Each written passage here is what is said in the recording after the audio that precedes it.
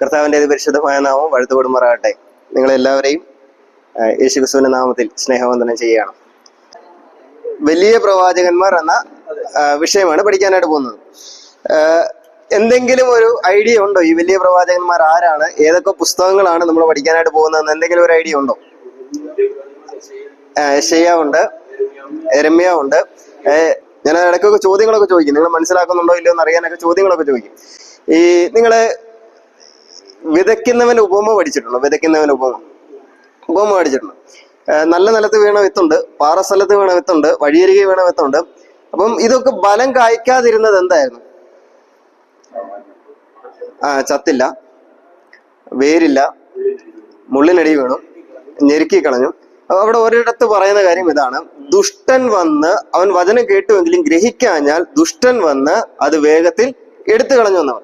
അപ്പൊ നമ്മൾ പഠിക്കുന്നത് കേൾക്കുന്നതും ഒക്കെ ഗ്രഹിക്കുന്നില്ല എങ്കിൽ ആർക്ക് പ്രവർത്തിക്കാൻ അവസരം കൊടുക്കുകയോ? മനസ്സിലായോ? നമ്മൾ പറയുന്നത്, നമ്മൾ ദൈവത്തിനെ കേൾക്കുന്നത് ഒരു അല്പമേ കേട്ടുള്ളൂ എങ്കിലും കേൾക്കുന്നത് ഗ്രഹിക്കുന്നില്ല എങ്കിൽ ആർക്ക് പ്രവർത്തിക്കാൻ അവസരം കൊടുക്കുക? പിശാചിന്. ഞാനും നിങ്ങളും അതിന് അവസരം കൊടുക്കരുത്. അതുകൊണ്ടാണ് ഞാൻ പറഞ്ഞത്, മനസ്സിലാക്കി തന്നെ, കുറച്ച് കാര്യങ്ങളെ പഠിച്ചുള്ളെങ്കിൽ മനസ്സിലാക്കി തന്നെ മുന്നോട്ട് പോകണം. ഇനിയും എത്ര അധ്യായങ്ങളായി ഈ പുസ്തകങ്ങൾ ഉള്ളതെന്നറിയാമോ? യെശയ്യാ പ്രവചനത്തിൽ 66, യെരമ്യാവ് പറഞ്ഞവർ തന്നെ പറയാതെ ബാക്കിയുള്ളവർക്കൊന്നും പറയാനൊക്കെ അവസരമായിട്ട്. യെരമ്യാവ് ഓർമ്മയില്ല. എത്ര അധ്യായങ്ങൾ യെരമ്യാവില്? ഒരു ഊഹം നിങ്ങളുടെ മനസ്സിൽ എന്തേലും ഒന്ന് വരുന്നുണ്ടോ? 52 അധ്യായങ്ങൾ. ഇപ്പൊ എത്രയായി? 66ഉം 52ഉം. ഞാൻ അടുത്തോട് പറയുമ്പോൾ നമുക്ക് കുറച്ചുകൂടെ കൂട്ടാൻ എളുപ്പമാകും. എഹെസ്കേല്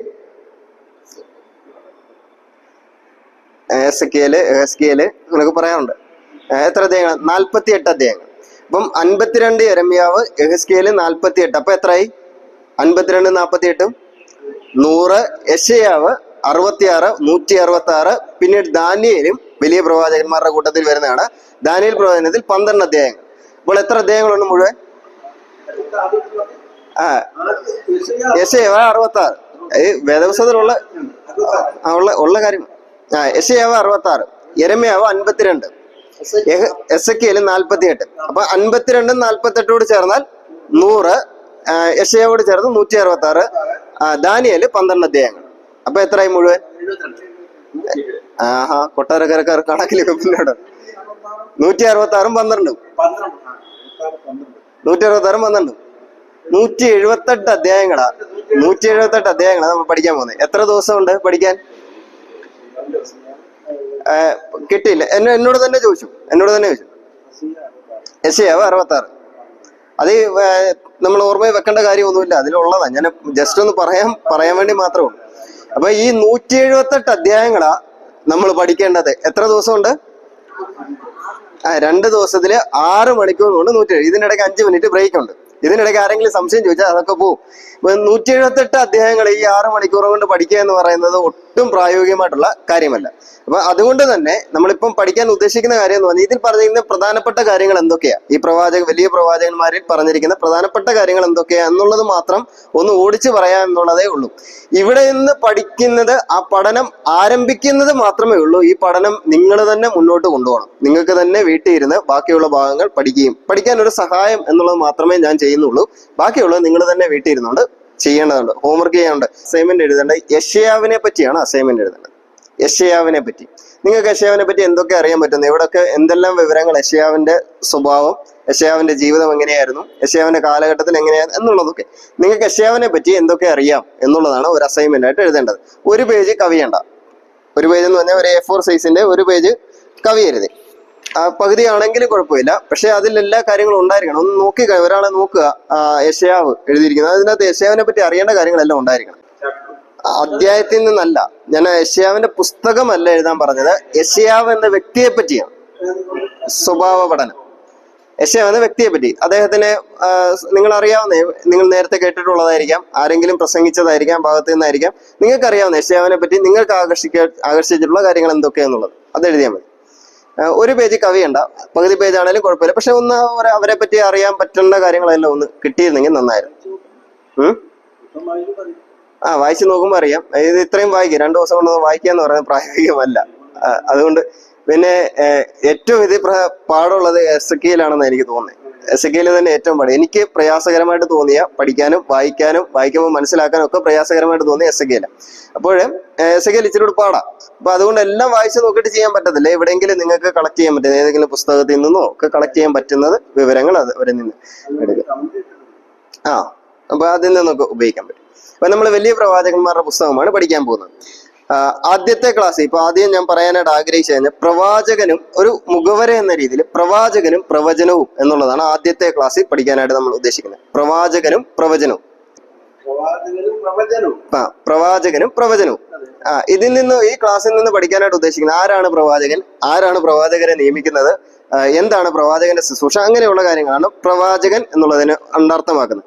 രണ്ടാമത്തെ പ്രവചനം, പ്രവചനത്തിന്റെ പ്രാധാന്യം എന്താണ്, പ്രവചനം കൊണ്ട് ദൈവം ഉദ്ദേശിക്കുന്നത് എന്നുള്ള കാര്യങ്ങളാണ്, തുടങ്ങിയുള്ള കാര്യങ്ങളാണ് ആ ക്ലാസ്സിൽ നിന്ന് പഠിക്കാനായിട്ട് ഉദ്ദേശിക്കുന്നത്.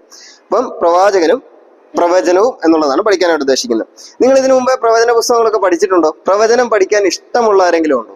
പ്രവചനം പഠിക്കാൻ, പ്രവചനം നാളെയെ കുറിച്ച് അറിയാൻ, നാളെ ഏറ്റവും ഇന്നത്തെ ലോകത്തിലെ ഏറ്റവും അധികം മുന്നോട്ട് പോകുന്നത്, ഏറ്റവും അധികം ആഗ്രഹിക്കുന്നത് നാളെ എന്താ സംഭവിക്കുന്നതെന്ന് അറിയാൻ വേണ്ടി എസ്കറ്റോളജി, പ്രവചനം, പ്രവചന പുസ്തകങ്ങളൊക്കെ പഠിക്കുന്നതിലൂടെ ഏറ്റവും അധികം ആഗ്രഹിക്കുന്നത് നാളെയെ കുറിച്ച് എന്താണ് പറഞ്ഞിരിക്കുന്നത് എന്നറിയാൻ വേണ്ടിയാ പലരും ചിന്തിക്കുന്നത്. നമ്മൾ പഠിക്കുന്ന നാളെയെ കുറിച്ച് എന്തെന്നുള്ളതല്ല നമ്മൾ പഠിക്കാൻ പോകുന്നത്. നമ്മൾ ഈ പുസ്തകത്തിൽ എന്തൊക്കെയാണ് കാര്യങ്ങൾ ഉള്ളത് എന്നുള്ളത് പ്രധാനപ്പെട്ട ചില കാര്യങ്ങളൊക്കെ മാത്രമാണ് പറയാൻ പോകുന്നത്. ഒരു ഔട്ട്ലൈൻ എന്നുള്ളത് മാത്രമാണ്. ഇന്ന് പഠിക്കാൻ തുടങ്ങുന്നത് മാത്രമേ ഉള്ളൂ, സഹായം മാത്രമേ ഉള്ളൂ, ബാക്കിയുള്ളത് നിങ്ങൾ തന്നെ ചെയ്യണം. അപ്പം ഒന്നാമത്തെ കാര്യം, പ്രവാചകൻ ആരാണ്? നിങ്ങളുടെ മനസ്സിൽ ഈ പ്രവാചകൻ ആരാണെന്നാണ് നിങ്ങളുടെ മനസ്സിലിരിക്കുന്നത്? പ്രവാചകൻ ദൈവത്തിന്റെ അരുളപ്പാട് പറയുന്നവൻ. ഏതാ? മുൻകൂട്ടി നാളെ നടക്കാൻ പോകുന്ന കാര്യം ഇന്നേ പറയുന്ന ആള്. എല്ലാവരും ശ്രദ്ധിക്കണേ.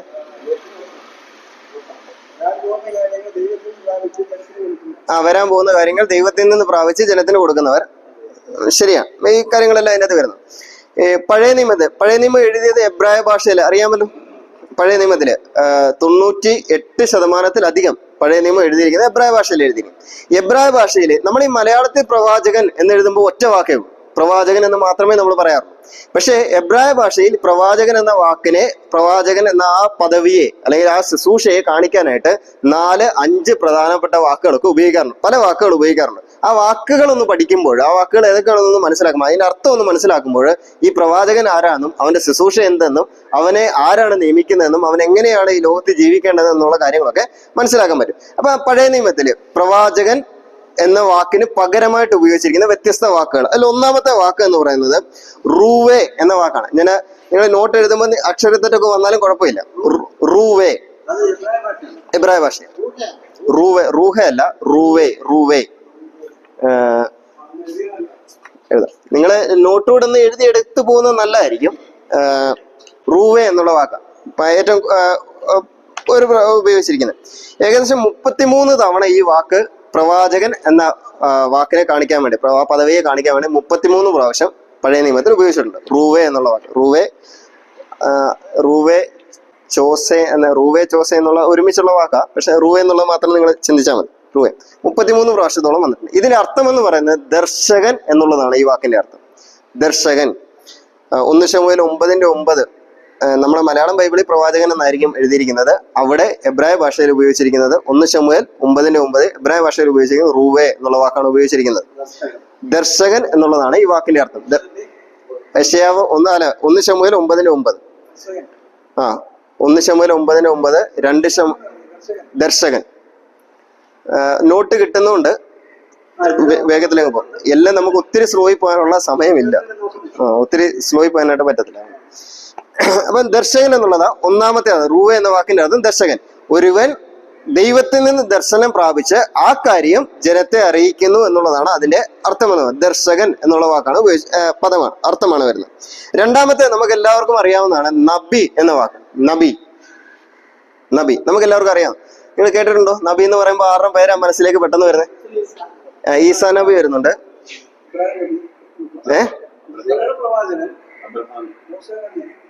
മൂസ നബി. നിങ്ങളെല്ലാം ബൈബിളിലെ കാര്യം മാത്രമേ അറിയുള്ളൂ. മുഹമ്മദ് നബി കേട്ടിട്ടില്ലേ? ആ, മുഹമ്മദ് പ്രവാചകൻ, അത് നമുക്കറിയാവുന്ന, ഞാൻ പെട്ടെന്ന് അറിയാൻ വേണ്ടി അങ്ങ് പറഞ്ഞതേ ഉള്ളൂ.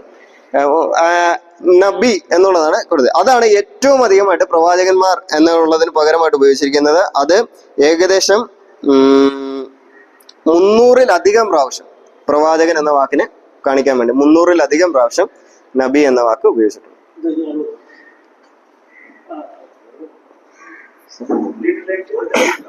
പഴയ നിയമം ഈ പ്രവാചകന്മാരെ, ഈ എബ്രായ ഭാഷ പഴയ നിയമമാണ് ഉള്ളത്. പുതിയ നിയമം എഴുതിയിരിക്കുന്നത് ഗ്രീക്ക് ഭാഷയിലാണ് എഴുതിയിരിക്കുന്നത്. നബി എന്ന വാക്കിന്റെ അർത്ഥം വക്താവ് എന്നുള്ളതാണ്. വക്താവ് എന്ന് പറഞ്ഞു കഴിഞ്ഞാൽ ഒരാള് സംസാരിക്കുമ്പോൾ അവരുടെ പ്രതിനിധിയായി നിൽക്കുന്ന ആള്, അല്ലെങ്കിൽ ഒരാളുടെ വായായി നിൽക്കുന്ന ആള് എന്നുള്ളത് വക്താവ്. ഈ ഏറ്റവും നന്നായി വാക്ചാതുര്യമുള്ള, പ്രസംഗിക്കുന്ന, ക്ലാസ്സുകളൊക്കെ എടുക്കുന്ന വ്യക്തികളെ സാധാരണ ഉപയോഗിക്കുന്ന, അവരെ വിളിക്കുന്ന ഒരു പേര് നല്ലൊരു വക്താവാണ് അദ്ദേഹം എന്ന് പറയാം. അപ്പം ഒരാളുടെ പ്രതിനിധിയായി നിൽക്കുന്നത്, ദൈവത്തിന്റെ വായായി നിൽക്കുന്നവരെയാണ് എന്തെന്ന് വിളിക്കുന്നത്? പ്രവാചകൻ എന്ന് പറയുന്നത്. നബി എന്ന വാക്കിലൂടെ അർത്ഥമാക്കുന്നത് ദൈവത്തിന് എന്താണോ പറയാനുള്ളത് അത് ഇവരുടെ വായിലൂടെ പ്രസ്താവിക്കുന്നത്. അവർ ദൈവത്തിന്റെ വായായി നിൽക്കുന്നു എന്നുള്ളത്. ഇപ്പൊ ഞാൻ എന്തെങ്കിലും സംസാരിക്കുന്ന കാര്യങ്ങള് പുറത്തേക്ക് നിങ്ങൾ കേൾക്കുന്നത് ഇതിലൂടെയാണ്, എന്റെ വായിലൂടെ, എന്റെ നാവിലൂടെ, എന്റെ വായിലൂടെയാണ് നിങ്ങൾ പുറത്തേക്ക് കേൾക്കുന്നത്. ദൈവത്തിന് എന്തെങ്കിലും കാര്യങ്ങൾ സംസാരിക്കാനുണ്ടെങ്കിൽ അത് പുറത്തേക്ക് കേട്ടുകൊണ്ടിരുന്നത് ആരിലൂടെയായിരുന്നു?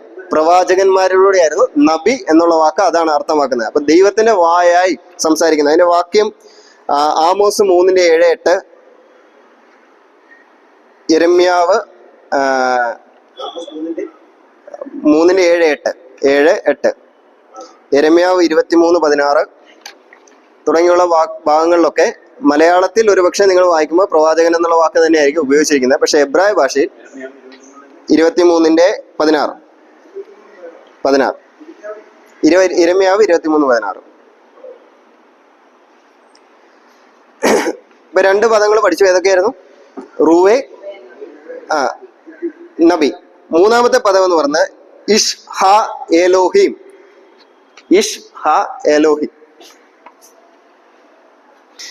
ഇതിന്റെ അർത്ഥം, ഇഷാ എലോഹിം എന്ന വാക്കിന്റെ അർത്ഥം ദൈവത്തിന്റെ മനുഷ്യൻ എന്നുള്ളതാണ് അർത്ഥം. 33 പ്രാവശ്യം വേദപുസ്തകത്തിൽ, പഴയ നിയമത്തിൽ ഈ വാക്ക് ഉപയോഗിച്ചിട്ടുണ്ട് പ്രവാചകൻ എന്ന വാക്കിനെ കാണിക്കാൻ വേണ്ടി. 33 പ്രാവശ്യം.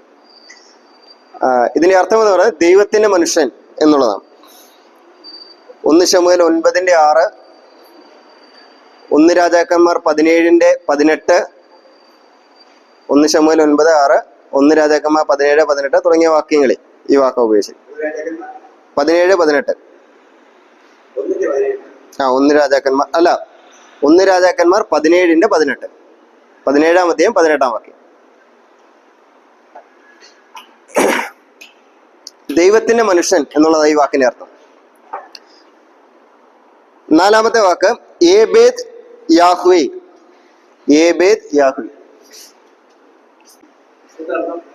ഈ വാക്കിന്റെ അർത്ഥം ദൈവത്തിന്റെ ദാസൻ എന്നുള്ളത്. ദൈവത്തിന്റെ ദാസൻ. 1 രാജാക്കന്മാർ 18-ാം അധ്യായം 36-ാം വാക്യം, 1 ദിനവൃത്താന്തം 6-ാം അധ്യായം 49-ാം വാക്യം.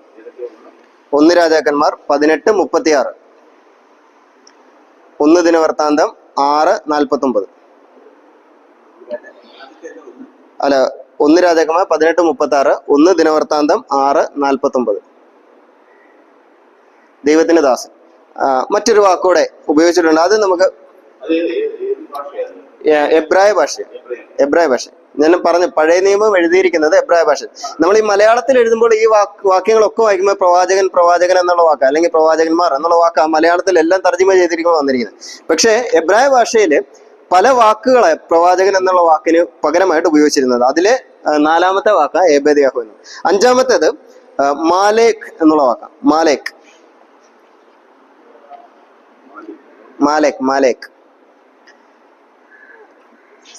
ഇതേ വാക്ക് തന്നെ മാലിക്കല്ല. ഇതിന്റെ അർത്ഥം ദൈവത്തിന്റെ കർത്താവിന്റെ സന്ദേശവാഹകൻ, അല്ലെങ്കിൽ ദൈവത്തിന്റെ സന്ദേശവാഹകൻ എന്നുള്ളതാണ്. ഈ മാലേക്ക് എന്ന പദം നിങ്ങൾ വേറെ കേട്ടിട്ടുണ്ടോ? മാലിക് കേട്ടിട്ടുണ്ട്. അത് മുതലാളി. അതിനെ പറഞ്ഞു. ആ അത് കൃത്യമായിട്ടല്ല, പല ആവർത്തി, ഒരു പത്തിൽ താഴെയുള്ള പ്രാവശ്യം. 10 താഴെ മാത്രമേ ഉള്ളൂ ദൈവത്തിന്റെ ദാസൻ എന്നുള്ള. ദൈവത്തിന്റെ ദാസൻ പ്രവാചകന്മാരെ വിളിച്ചിരിക്കുന്ന, ദൈവത്തിന്റെ ദാസൻ എന്നുള്ള വാക്ക് എത്രയോ പ്രാവശ്യം ഉപയോഗിച്ചിട്ടുണ്ട്. എന്നാൽ പ്രവാചകന്മാരെ കാണിക്കാൻ വേണ്ടി ദൈവത്തിന്റെ ദാസനെ ആ വാക്ക് ഉപയോഗിച്ചിരിക്കുന്നത് 10 താഴെയുള്ള പ്രാവശ്യം മാത്രം. മാലേഖ എന്നുള്ള ഇത് കേട്ടിട്ടുണ്ടോ? മാലേഖ എന്നുള്ള പദം കുറച്ചുകൂടെ ഇതിനെ മലയാളിവൽക്കരിച്ചു കഴിഞ്ഞാൽ പറയുന്നത് മാലാക എന്ന് പറയാറുണ്ട്. അപ്പോഴാരാ ഈ മാലേഖ എന്ന് പറഞ്ഞു കഴിഞ്ഞാൽ? ദൂതന്മാർക്ക് ഉപയോഗിച്ച്, ദൈവത്തിന്റെ സന്ദേശവാഹകന്മാരെ ദൂതന്മാർക്ക് ഉപയോഗിച്ചിരിക്കുന്ന ഒരു വാക്ക. പ്രവാചകന്മാരെ കാണിക്കാൻ വേണ്ടിയും ഈ വാക്ക് ഉപയോഗിച്ചിട്ടുണ്ട്. അത് യെശയ്യാ പ്രവചനം 42:19 സുവാർത്ത ദൂതൻ എന്നൊക്കെ പറയുന്ന യെശയ്യാവ് 42:19. കർത്താവിന്റെ സന്ദേശമാണ്. കർത്താവിന് ഒരു സന്ദേശം ജനത്തോട് അറിയിക്കാനുണ്ടെങ്കിൽ അത് അറിയിക്കുന്ന വ്യക്തി എന്ന രീതിയിൽ മാലേക്ക് എന്നുള്ള പദവും പ്രവാചകന്മാർക്ക് കാണിക്കാൻ വേണ്ടി ഉപയോഗിച്ചിട്ടുണ്ട്. എത്ര പദങ്ങൾ ഇപ്പം പഠിച്ചു? പെട്ടെന്ന് പറയണേ. ഒന്ന് റൂവെ. ഇത് നിങ്ങൾ എബ്രായ വാക്ക് ഏതാണെന്ന് നിങ്ങൾ മറന്നു കളഞ്ഞേരും. പക്ഷെ അതിലൂടെ അർത്ഥമാക്കുന്നത് എന്താണെന്ന് ഓർക്കണം. റൂവെ എന്നുള്ള വാക്ക് അർത്ഥമാക്കുന്നത് എന്തായിരുന്നു? ദർശകൻ. 2 നബി. നബി നബി എന്ന വാക്കിന്റെ അർത്ഥം വക്താവ് എന്ന് പറഞ്ഞാൽ ദൈവത്തിന്റെ വായ എന്നുള്ള, ദൈവത്തിന്റെ വായ എന്നുള്ളത് തന്നെ പറഞ്ഞിട്ടുണ്ട്. ദൈവത്തിന്റെ പ്രതിനിധി, ദൈവത്തിന്റെ വക്താവ്, ദൈവത്തിന്റെ വായ എന്നുള്ള പദങ്ങളൊക്കെ അർത്ഥമൊക്കെ അതിന് കൊടുക്കാൻ പറ്റും. മൂന്നാമത്തേത് ഇഷ്ഹാ-എലോഹീം, ദൈവത്തിന്റെ മനുഷ്യൻ. 4 ദൈവത്തിന്റെ ദാസൻ, അത് ഏബേദ് യാഹ്വേ. 5-ാമത്തേത് മാലേക്ക്, അത് ദൈവത്തിന്റെ. ഇനിയും പറഞ്ഞേ, നിങ്ങളെ ഇത്രയും വാക്കുകളൊക്കെ ഉണ്ട് ഉപയോഗിച്ചിട്ട്. ഇനിയും പറഞ്ഞേ ആരാ പ്രവാചകനെന്ന്? ഈ വാക്കുകളെല്ലാം ഒന്ന് കൂട്ടിച്ചേർത്ത് പറയാനൊന്ന് ശ്രമിച്ചേ. അന്ന് ദൈവത്തിന്റെ സന്ദേശവാഹന്മാരാണ്, ദൈവത്തിന്റെ ദാസന്മാരാണ്, ദൈവത്തിന്റെ മനുഷ്യനാണ്, ദർശനം ദർശിക്കുന്നവരാണ്. ഇതെല്ലാം, ഈ വാക്കുകളെല്ലാം കൂടെ ചേർത്ത് പഠിക്കണം. അപ്പൊ ആ വാക്കുകളെല്ലാം കൂടെ ചേർത്ത് നമ്മൾ പ്രവാചകൻ എന്നുള്ള ഒരു വാക്കിന് പറയുന്നതിന് ഒറ്റ ഒരു ഡെഫിനിഷൻ ഇങ്ങനെ കൊടുക്കാം, ഒരു നിർവചനം കൊടുക്കാൻ പറ്റും. ദൈവത്തിൽ നിന്ന് സന്ദേശങ്ങൾ സ്വീകരിച്ച് ദൈവത്തിന് പകരക്കാരനായി ജനത്തോട് സംസാരിക്കുന്നവനാണ് പ്രവാചകൻ. ഇതുവരെ ഉള്ളതിന് എന്തെങ്കിലും ചോദ്യങ്ങളുണ്ടോ? പ്രവാചകനെ പറ്റിയാ പറഞ്ഞു. ഇപ്പൊ ആരാണ് പ്രവാചകൻ എന്ന് നമ്മളെപ്പോഴും നമ്മുടെ മനസ്സിൽ പ്രവാചകൻ എന്നുള്ള വാക്ക് കേൾക്കുമ്പോൾ മുൻകൂട്ടി പറയുന്നവൻ എന്നുള്ള അർത്ഥം മാത്രമേ നമ്മുടെ മനസ്സിലേക്ക് വരൂ. പക്ഷെ അദ്ദേഹത്തിന് ഇത്ര വലിയൊരു പദവി ഉണ്ട് എന്നുള്ളത് ഓർക്കണം. അദ്ദേഹം ദൈവത്തിന് പകരക്കാരനായി നിൽക്കുന്നവനാണ്, ദൈവത്തിൽ നിന്ന് ദർശനങ്ങൾ പ്രാപിക്കുന്നവനാണ്, ദൈവത്തിന്റെ മനുഷ്യൻ എന്ന് തന്നെ പ്രവാചകന്മാരെ വിളിച്ചിട്ടുണ്ട്. ദൈവത്തിന്റെ മനുഷ്യൻ, ഒറ്റവാക്കി പ്രവാചകൻ എന്ന് പറയാം. നിരന്തരം സംസാരിക്കണമെന്നില്ല.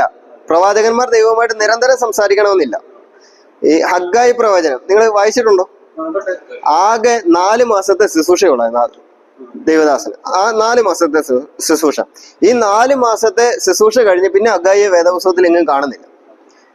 അപ്പം ആ കാലഘട്ടത്തിൽ മാത്രം ഒരു ഉദ്ദേശം സാധ്യമാക്കുന്നതിന് വേണ്ടി മാത്രം ദൈവം ചിലപ്പോൾ ചില പ്രവാചകന്മാരെ ഉപയോഗിക്കും. ഇന്നും ദൈവത്തിന്റെ പദ്ധതികളെല്ലാം അങ്ങനെയാണ്. നിങ്ങൾ ചിന്തിച്ചിട്ടുണ്ടോ? ദൈവത്തിന് സുവിശേഷം അറിയിക്കുവാനായിട്ട് മനുഷ്യരുടെ തന്നെ ആവശ്യമുണ്ടായിരുന്നു. ചിന്തിച്ചിട്ടുണ്ടോ? ദൈവത്തിന് മനുഷ്യരുടെ തന്നെ ആവശ്യം, മനുഷ്യരുടെ തന്നെ അല്ല, മനുഷ്യരിൽ കൂടെയാണ് സംസാരിക്കുന്നത്. മനുഷ്യരുടെ തന്നെ ആവശ്യമുണ്ടായിരുന്നോ? മനുഷ്യരെ തന്നെ ഇത് ഏൽപ്പിക്കേണ്ട കാര്യമുണ്ടായിരുന്നു. ഈ മനുഷ്യരെ ഏൽപ്പിച്ചിട്ടല്ലേ ഇത് വേണ്ട സമയത്ത് പോയി പറയാതിരിക്കുന്നത്? മനുഷ്യരെ ഏൽപ്പിച്ചിട്ടല്ലേ ദൈവം പറയുന്നത് കേൾക്കാതെ അത് അനുസരണക്കേട് കാണിക്കുന്നത്? സുവിശേഷം അല്ലാതെ മറ്റു പലതും പറയുന്നത് മനുഷ്യരെ ഏൽപ്പിച്ചിട്ടല്ലേ? ദൈവത്തിന്റെ ദൂതന്മാരെ ഇത് ഏൽപ്പിക്കായിരുന്നെങ്കിൽ അവർ ചെയ്യുമായിരുന്നു ഈ ശുശ്രൂഷ. വെളിപ്പാട് പുസ്തകത്തിൽ നമ്മൾ വായിക്കുന്നുണ്ട്, ദൈവം ദൂതന്മാരെ ഈ ശുശ്രൂഷ ഏൽപ്പിച്ചു. നിത്യസുവിശേഷം അറിയിക്കുവാനായിട്ട് ദൈവം ആരെ ഏൽപ്പിച്ചു? ദൂതന്മാരെ ഏൽപ്പിച്ചു. അവർ വെയിലാണെന്ന് പറയത്തില്ല, ഉപദ്രവം ഉണ്ടെന്ന് പറയത്തില്ല. വലിയ മഹാപീഡന കാലത്തിന്റെ ഏറ്റവും നടുവിലുള്ള സമയത്ത്, വലിയ ഉപദ്രവമുള്ള സമയത്ത്, 2 സാക്ഷികൾ വന്ന് അവരെ കൊന്നുകളഞ്ഞ സമയത്ത് സുവിശേഷം അറിയിക്കണം. അത് സുവിശേഷം അറിയിക്കുവാനായിട്ട് ദൈവം അന്ന് ഉപയോഗിച്ചത് ആരെയായിരുന്നു? ദൂതന്മാര്. അപ്പം ദൂതന്മാര് പറഞ്ഞില്ല, കർത്താവെ 2 സാക്ഷികൾ ഇപ്പൊ അങ്ങോട്ട് പോയി, അവരെ എന്ത് ചെയ്തു? കൊന്നുകളഞ്ഞു. ഞങ്ങളും പോയി കഴിഞ്ഞ് ഞങ്ങളെ കൊന്നു കളയുമോ എന്നുള്ളത് ദൂതന്മാര് പറയുമോ? ഇന്ന് ദൂതന്മാരെ ഈ കാര്യം ഏൽപ്പിച്ചിരുന്നെങ്കിലോ? നിങ്ങളൊന്ന് ചിന്തിച്ചു പോയി. ദൂതന്മാര് പാപം ചെയ്യുന്നുണ്ട്, പാപം ചെയ്യത്തില്ല എന്നുള്ളതല്ല ഞാൻ പറയുന്നത്. പക്ഷെ നമ്മളെക്കാളും വൃത്തിയായിട്ട് ഒരുപക്ഷെ അവരെന്ത് ചെയ്തേനെ? അല്ല, അവര് എന്തെങ്കിലും മടി പറയുമായിരുന്നു. നമ്മൾ പറയുന്ന നമ്മൾ പറയുന്ന ഒഴിവൊഴിവ് എന്നൊക്കെയാ ഒന്ന് ശ്രദ്ധിച്ചു നോക്കി. ദൈവത്തിന്റെ വേല ചെയ്യുന്നത് നമുക്ക് ഞാൻ പറയട്ടെ, ആത്മീയ ശുശ്രൂഷകളിൽ നിന്ന് അല്ലെങ്കിൽ സഭായോഗങ്ങൾ നാം മുടക്കുന്നതിൽ നിന്ന് നമുക്ക് പല ഒഴിവുകളൊക്കെ പറയാൻ പറ്റും. ദൈവത്തോട് 100-ലധികം ഒഴിവുകൾ നമുക്ക് ചിലപ്പോൾ പറയാൻ പറ്റും. ഇന്നിവിടെ വരാതിരിക്കാനായിട്ട് നമുക്ക് 100-ലധികം ഒഴിവ് പറയാൻ പറ്റും. പക്ഷേ നമ്മൾ ആ ഒഴിവ് ദൈവത്തോട് പറയുമ്പോൾ ദൈവം അംഗീകരിക്കുന്നതായിരിക്കണം. ഞാൻ പറഞ്ഞ മനസ്സിലായോ? നമ്മളൊരു ഒഴിവ്, കർത്താവ് എനിക്ക് ശാരീരികമായിട്ട് വയ്യായിരുന്നു, എനിക്ക് തലവേദനയായിരുന്നു, അല്ലെങ്കിൽ എനിക്ക് നടക്കാൻ ബുദ്ധിമുട്ടുണ്ടായിരുന്നു, കർത്താവ് മുന്നമേ അറിയുന്നുണ്ട്. അപ്പൊ ഞാൻ ദൈവത്തോട് പറയുമ്പോൾ ദൈവം പറയും, ആ ശരിയാ, നിനക്ക് നടക്കാൻ വയ്യായിരുന്നു എന്നുള്ള കാര്യം എനിക്ക് അറിയാം. ദൈവം അത് അംഗീകരിക്കുന്നെങ്കിൽ കുഴപ്പമില്ല. പക്ഷെ ദൈവം അംഗീകരിക്കാത്ത എത്രയോ കാരണങ്ങളാണ് നമ്മൾ പറയുന്നത്. ദൈവം അംഗീകരിക്കാത്ത എത്രയോ. അപ്പൊ പ്രവാചകൻ അങ്ങനെ ശുശ്രൂഷ ചെയ്യുന്നവനായിരുന്നു. എത്രയോ വലിയൊരു പദവിയാണ് പ്രവാചകന്മാർക്ക് നൽകിയിരുന്നത്. ഇനി പ്രവചനം, അതോടെ പറഞ്ഞിട്ട് മുന്നോട്ട് പോകാം, എന്നെങ്കിലേ ശരിയാവുള്ളൂ. പ്രവചനം എന്താണ്? പ്രവചനം നമ്മളിപ്പോ പറഞ്ഞ വാക്യത്തിലുണ്ട്, ദൈവം തന്റെ ജനത്തിന് കൈമാറുന്ന സന്ദേശങ്ങളാണ് പ്രവചനം. പ്രവചനം എന്നുള്ള തലക്കെട്ടിൽ നമുക്ക് 3-4 ചോദ്യങ്ങളുടെ ഉത്തരവുമായിട്ട് തന്നെ പോകാം. എന്താണ് പ്രവചനം? ദൈവം തന്റെ ജനത്തിന് കൈമാറുന്ന സന്ദേശങ്ങളാണ് പ്രവചനം. അത് ആരിലൂടെയാണ് കൈമാറുന്നത്? ആരല്ലോ? പ്രവാചകന്മാരിലൂടെ കൈമാറുന്നത്. പ്രവാചകന്മാരുടെ ശുശ്രൂഷ അത് തന്നെയാണല്ലോ, അതുകൊണ്ട് ഞാൻ ആ വാക്ക് ഉപയോഗിക്കാതിരുന്നത്. ദൈവം തന്റെ ജനത്തിന് കൈമാറുന്ന സന്ദേശങ്ങളാണ് പ്രവചനം. രണ്ടാമത്തെ ചോദ്യം, എങ്ങനെയാണ് ദൈവം ഈ സന്ദേശങ്ങളൊക്കെ പ്രവാചകന്മാർക്ക് നൽകുന്നത്? എങ്ങനെയാണ് നൽകുന്നത്? നിങ്ങളുടെ മനസ്സിലേക്ക് വരട്ടെ. എങ്ങനെയൊക്കെ ആയിരിക്കും പ്രവാചകന്മാർക്ക് പ്രവചനം നൽകുന്നത്? ദൈവം അതായത് സന്ദേശങ്ങൾ നൽകുന്നത്? ഈ സന്ദേശങ്ങൾ നേരിട്ട് തന്റെ ജനത്തിന് നൽകുകയല്ല ചെയ്യുന്നത്, പ്രവാചകന്മാരിലൂടെയാണ് നൽകുന്നത്. പ്രവാചകന്മാരിലൂടെ നൽകുന്ന സന്ദേശങ്ങൾക്കാണ് എന്തെന്ന് പറയുന്നത്? പ്രവചനം എന്ന് പറയുന്നത്. എങ്ങനെയാ പ്രവാചകന്മാർക്ക് ഈ സന്ദേശം നൽകിയിട്ടുള്ളത്? അരുളപ്പാടുകളായിട്ട് നൽകിയിട്ടുണ്ട്, സ്വപ്നത്തിൽ നൽകിയിട്ടുണ്ട്. ഉറക്കവും സ്വപ്നവും എല്ലാം സ്വപ്നത്തിൽ നൽകിയിട്ടുണ്ട്. ഇനി ചില ദർശനങ്ങളായിട്ട് നൽകിയിട്ടുണ്ട്. ഇപ്പൊ എസ്കേലിന്റെ പുസ്തകം നമ്മൾ പഠിക്കുമ്പോൾ 1-ാം അധ്യായത്തിലേക്ക് വരുമ്പോൾ ഒരു ചക്രം കാണുന്നു, അതിന് വ്യത്യസ്തമായിട്ടുള്ള നിറങ്ങള്, ചില മൃഗങ്ങളെ കാണിക്കുന്നു, അതിന് വ്യത്യസ്തമായിട്ടുള്ള രൂപങ്ങള്. അപ്പൊ ഇതിലൂടെ ചില ദർശനങ്ങളിലൂടെയും ദൈവം എന്ത് ചെയ്തിട്ടുണ്ട്?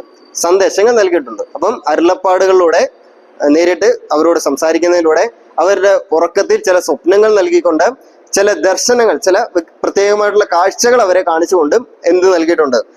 സന്ദേശങ്ങൾ പ്രവാചകന്മാർക്ക് ദൈവം കൈമാറിയിട്ടുണ്ട് എന്നുള്ളത് ഓർക്കുക. പ്രവാചകന്മാർക്ക് ദൈവം അതിനൊരു കഴിവ് തന്നു. ഈ ദർശനം കാണുമ്പോൾ അവർക്കത് മനസ്സിലാക്കാൻ പറ്റും, ഇത് ഇന്നതിനെയാണ് കാണിക്കുന്നത് എന്നവർക്ക് മനസ്സിലാക്കാൻ പറ്റും. അതിനുള്ള കഴിവും ദൈവം അവർക്ക് നൽകാറുണ്ട്. സ്വപ്നങ്ങളിലൂടെ, ദർശനങ്ങളിലൂടെ, അരുളപ്പാടുകളിലൂടെ നേരിട്ടും പ്രവാചകന്മാർക്ക് ദൈവം തന്റെ സന്ദേശങ്ങൾ കൈമാറും.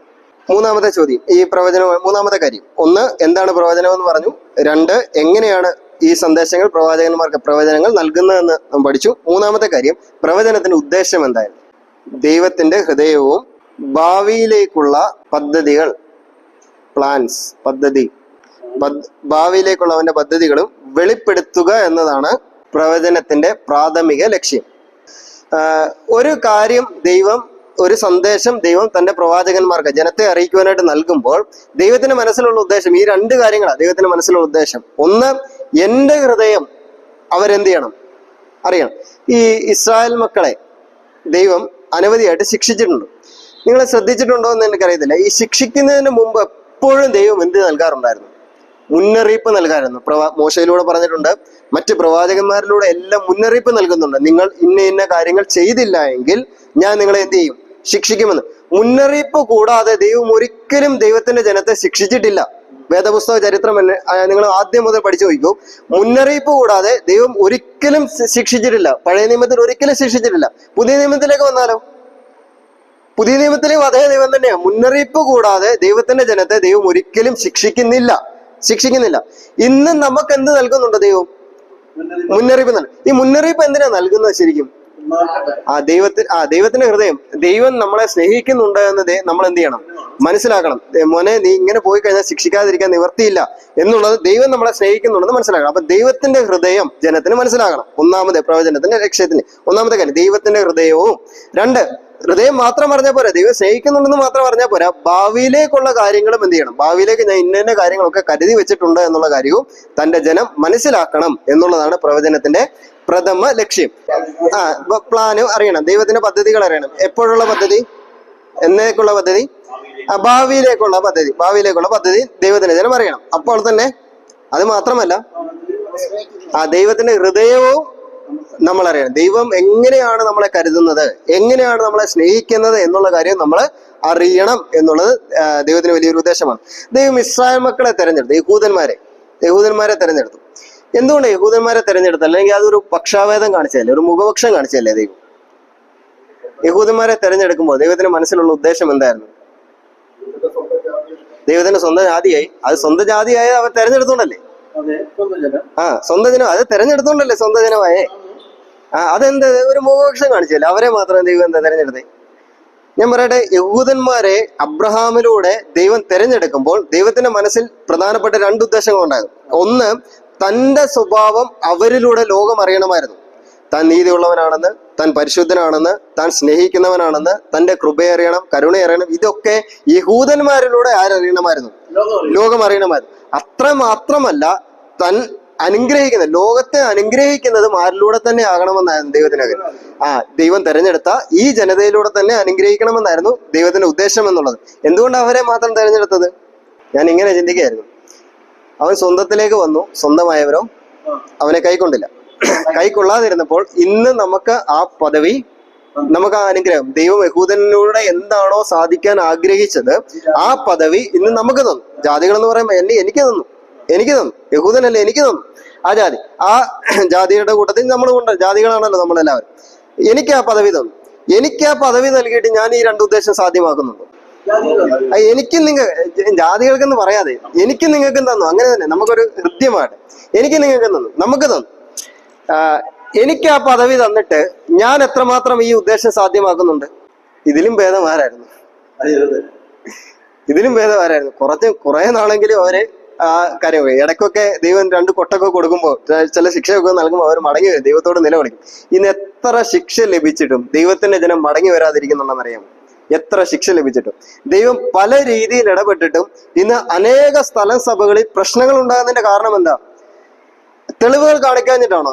നമ്മുടെ സഭകളില് പ്രശ്നം ഉണ്ടാക്കിയിട്ടുള്ളവരൊക്കെ ദൈവം വെറുതെ വിട്ടിട്ടുണ്ടോ? കഴിഞ്ഞ കാല ചരിത്രങ്ങൾ നിങ്ങളൊന്ന് നോക്കി. പ്രശ്നങ്ങൾ ഉണ്ടാക്കിയിട്ടുള്ളവരൊക്കെ വെറുതെ പോയിട്ടുണ്ടോ? അവർ ശിക്ഷ അനുഭവിക്കാതെ പോയിട്ടുണ്ടോ? അല്ല, ഇപ്പം നടക്കുന്നുണ്ട്. ഇപ്പൊ അവര് വിചാരിച്ചുകൊണ്ടിരിക്കുന്ന പ്രശ്നമൊന്നും ഇല്ലെന്നാ വിചാരിച്ചുകൊണ്ടിരിക്കുന്നത്. ഒന്നെങ്കിൽ അവർ രക്ഷിക്കപ്പെട്ടതല്ല, ദൈവം ശിക്ഷിക്കുന്നില്ല. റോമാലേഖനത്തിൽ വാക്യമുണ്ട്, ഇപ്പോൾ ക്രിസ്തുയേശുവിലുള്ളവർക്ക് ഒരു ശിക്ഷാവിധിയും ഇല്ല. എപ്പോഴുള്ള ശിക്ഷാവിധിയുടെ കാര്യം പറഞ്ഞിരിക്കുന്നത്? ഈ ലോകത്ത് ശിക്ഷ ലഭിക്കത്തില്ലെന്നാണോ പറഞ്ഞിരിക്കുന്നത്? ഞാൻ എന്ത് തോന്നിവാസം കാണിച്ചാലും, ഞാൻ എന്ത് തെറ്റ് ചെയ്താലും ദൈവം എന്ത് ചെയ്യത്തില്ല, എനിക്ക് സ്വർഗം, ദൈവം ക്ഷമിക്കും, സ്വർഗം എനിക്ക് തരാതിരിക്കത്തില്ല എന്നുള്ള നമ്മുടെ ചിന്ത. ഇന്ന് ദൈവം ശിക്ഷിക്കുന്നില്ലേ? അപ്പനാണെങ്കിൽ മക്കളെ എന്ത് ചെയ്യും? അപ്പനാണെങ്കിൽ മക്കളെ ശിക്ഷിച്ചിരിക്കും. അപ്പനല്ലെങ്കിലോ? അപ്പൊ ഇപ്പൊ ശിക്ഷ ലഭിക്കുന്നില്ലെന്ന് കരുതി നമ്മൾ വ്യാകുലപ്പെടേണ്ട കാര്യമുണ്ടോ? ഒന്നുകിൽ അവൻ ആരല്ല, രക്ഷിക്കപ്പെട്ടവനാണോ ദൈവം എന്ത് നൽകിയിരിക്കും? ശിക്ഷ നൽകിയിരിക്കും. സഭയിൽ പ്രശ്നമുണ്ടാക്കിയവരെ അവർ അനുഭവിച്ച വിധങ്ങൾ, ശാരീരികമായിട്ട് മാനസികമായിട്ട് ഇന്ന് അവരുടെ കുടുംബം തകർന്നു പോയിക്കൊണ്ടിരിക്കുന്നത്, ഇതൊക്കെ ദൈവം കാണിച്ചു തരുന്നത് എന്തിനു വേണ്ടിയാണ്? ഒരു വാക്യം വായിക്കൂ, 1 കൊരിന്ത്യർ 10:6, 10-ാം അധ്യായം 6-ാം വാക്യം. ഇത് നമുക്ക് ദൃഷ്ടാന്തമായി സംഭവിച്ചു. എന്ന് നടന്ന കാര്യം പറയുന്നതെന്നറിയാമോ? മിസ്രൈമിൽ നിന്ന് അവർ പുറപ്പെട്ടു വന്നപ്പോഴുള്ള ഏകദേശം 1200 വർഷങ്ങളുടെ പഴക്കമുള്ള ഒരു സംഭവം ഓർമ്മിപ്പിച്ചുകൊണ്ട് അപ്പോസ്തലനായ പൗലോസ് പറയാ, ഇത് നമുക്ക് ദൃഷ്ടാന്തമായി സംഭവിച്ചു. അന്ന് ആ കാര്യത്തിൽ ദൈവം അങ്ങനെ ഇടപെട്ടത് ആരെ പഠിപ്പിക്കാൻ വേണ്ടിയാ? നമുക്കെന്ന് പറയുമ്പോൾ ഇത് എനിക്ക് ദൃഷ്ടാന്തമായി സംഭവിച്ചു. ഇന്ന് മറ്റുള്ളവരോട് ദൈവം ഇടപെടുന്നത് കാണുമ്പോൾ നമുക്ക് എന്തുണ്ടാകണം? ഭയമുണ്ടാകണം. അങ്ങനെയുള്ള പ്രശ്നങ്ങൾ നമ്മൾ സഭകളിൽ ഉണ്ടാക്കാതെ ഇരിക്കണം. ആത്മീയ കാര്യങ്ങളിൽ നമ്മൾ ഒട്ടും പിന്മാറി പോകാതെ ഇരിക്കണം. അത് ദൈവം നമ്മളെ കുറിച്ച് ആഗ്രഹിക്കുന്ന കാര്യമാണ്. അങ്ങനെ നമ്മൾ ചെയ്യാതിരിക്കണം. ഇതൊക്കെ എത്രയോ കാര്യങ്ങൾ, എത്രയോ ദൃഷ്ടാന്തങ്ങൾ നമ്മുടെ മുമ്പിൽ കാണിച്ചിട്ടും നമ്മൾ എന്ത് ചെയ്യുന്നില്ല? പഠിക്കുന്നില്ല എന്നുള്ളത് ഖേദകരമായിട്ടുള്ള കാര്യമല്ലേ? വീണ്ടും നിങ്ങളെ ഇത് ഓർമ്മിപ്പിക്കുക. ദൈവത്തിന്റെ ആത്മാവ് വീണ്ടും ഇന്ന് നിങ്ങളെ ഓർമ്മിപ്പിക്കുക. നിങ്ങൾ അങ്ങനെയുള്ള കാര്യങ്ങൾ കാണുകയും കേൾക്കുകയും ചെയ്യുമ്പോൾ നമ്മളെ തന്നെ വിധേയപ്പെടുത്തേണ്ട ആവശ്യകതയുണ്ട്. ഇസ്രായേൽ മക്കളുടെ ചരിത്രം നിങ്ങൾ നോക്കിയാൽ അറിയാം. അവരെ ദൈവം ഇസ്രായേൽ മക്കളുടെ ചരിത്രം, അവരെ ദൈവം ശിക്ഷിക്കുമ്പോൾ അവർ ദൈവത്തോട് നിലവിളിച്ചിട്ടുണ്ട്. നമ്മളോ ശിക്ഷിക്കുമ്പോൾ, എൻ്റെ പിതാവാണ് രക്ഷയെങ്കിലേക്ക് ആദ്യം വന്ന സമയം. അപ്പം അദ്ദേഹം ഞാൻ 6ലും 7ലും ഒക്കെ പഠിക്കുന്ന സമയത്തൊക്കെ എനിക്കൊരു പനി വന്നു കഴിഞ്ഞാൽ അദ്ദേഹം റൂമിൽ കയറി പ്രാർത്ഥിക്കുന്നത് ഞാൻ കേട്ടിട്ടുണ്ട്. ദൈവമേ, എന്റെ കുറ്റം കൊണ്ടാണോ ഈ വന്നിരിക്കുന്നതെന്ന് അദ്ദേഹം കയറി പ്രാർത്ഥിക്കുന്നത് ഞാൻ കേട്ടിട്ടുണ്ട്. എൻ്റെ ചെവിയാലെ ഞാൻ കേട്ടിട്ടുണ്ട്. അപ്പോഴും ഒരു മകന് ഒരു പനി വന്നു കഴിഞ്ഞാൽ ആദ്യം ദൈവത്തോട് ചോദിക്കുക, ദൈവമേ എന്ത് കാരണത്താ ഇത് വന്നിരിക്കുന്നത് എന്ന് ചോദിക്കുന്നു. ഇന്ന് നമുക്ക് ആർക്കെങ്കിലും പനി വന്നത്, നമ്മുടെ മക്കൾക്ക്, നമ്മളെ വേറെ മക്കളെ ഒന്നും പോകണ്ട, എന്റെ കാര്യം തന്നെ ഇരിക്കട്ടെ, എനിക്കൊരു പനി വന്ന ഞാൻ ആദ്യം പറയുന്ന കാര്യം എന്തായിരിക്കും? അതിന് കാരണങ്ങളായിട്ട് നമ്മൾ ചിന്തിക്കുന്ന കാര്യം എന്തൊക്കെ? സത്യമല്ലേ? ഇന്നലെ പതിവില്ലാതെ ഇന്നലെ മഴ നനഞ്ഞു, അതുകൊണ്ട് ഇന്നാർക്കും ഒക്കെ സഭായോഗത്തിന് പോയപ്പോ എന്റെ അടുത്തിരുന്ന സഹോദരന് പനി ഉണ്ടായിരുന്നു, ഞാൻ അറിയാതെ ഒന്ന് കൈ അങ്ങ് ഇതൊക്കെയല്ലേ നമ്മുടെ മനസ്സിലേക്ക് വരുന്നത്. പനിയുള്ളവർ അങ്ങനെ പനി വരത്തില്ല എന്നൊന്നും അല്ല ഞാൻ പറയുന്നത്. പക്ഷെ ഇതിന് കാരണം എന്താണെന്ന് നമ്മൾ ആരോട് ചോദിക്കണം? ദൈവത്തോട് ചോദിക്കണം, ദൈവത്തോട്. പക്ഷെ ഇന്ന് നമ്മൾ മറന്നുപോയിക്കൊണ്ടിരിക്കുക. ഇസ്രായേൽ മക്കൾ നമ്മളെക്കാൾ എത്ര ബെറ്റർ ആയിരുന്നു എന്നുള്ളവർക്ക്, എത്ര ബെറ്റർ ആയിരുന്നു. അവരെ ദൈവം ശിക്ഷിക്കുമ്പോൾ ദൈവത്തോട് അവർ നിലവിളിച്ച് അവർ മടങ്ങി വരുന്ന അവസ്ഥ, മാനസാന്തരത്തിന്റെ അവസ്ഥ അവരിലുണ്ട്. എപ്പോഴൊക്കെ അവർ മാനസാന്തരപ്പെട്ടിട്ടുണ്ടോ അപ്പോഴൊക്കെ ദൈവം അവരെ അനുഗ്രഹിച്ചിട്ടുമുണ്ട്. പ്രവചനത്തിന്റെ ഉദ്ദേശം എന്താണെന്നാണ് നമ്മൾ ചിന്തിച്ചത്. ദൈവത്തിന്റെ ഹൃദയവും ഭാവിയിലുള്ള അവന്റെ തീരും അവന്റെ പ്ലാനും വെളിപ്പെടുത്തുക എന്നുള്ളത് അതിന്റെ പ്രഥമ ലക്ഷ്യം, അതിന്റെ പ്രൈമറി പർപ്പസ് എന്ന്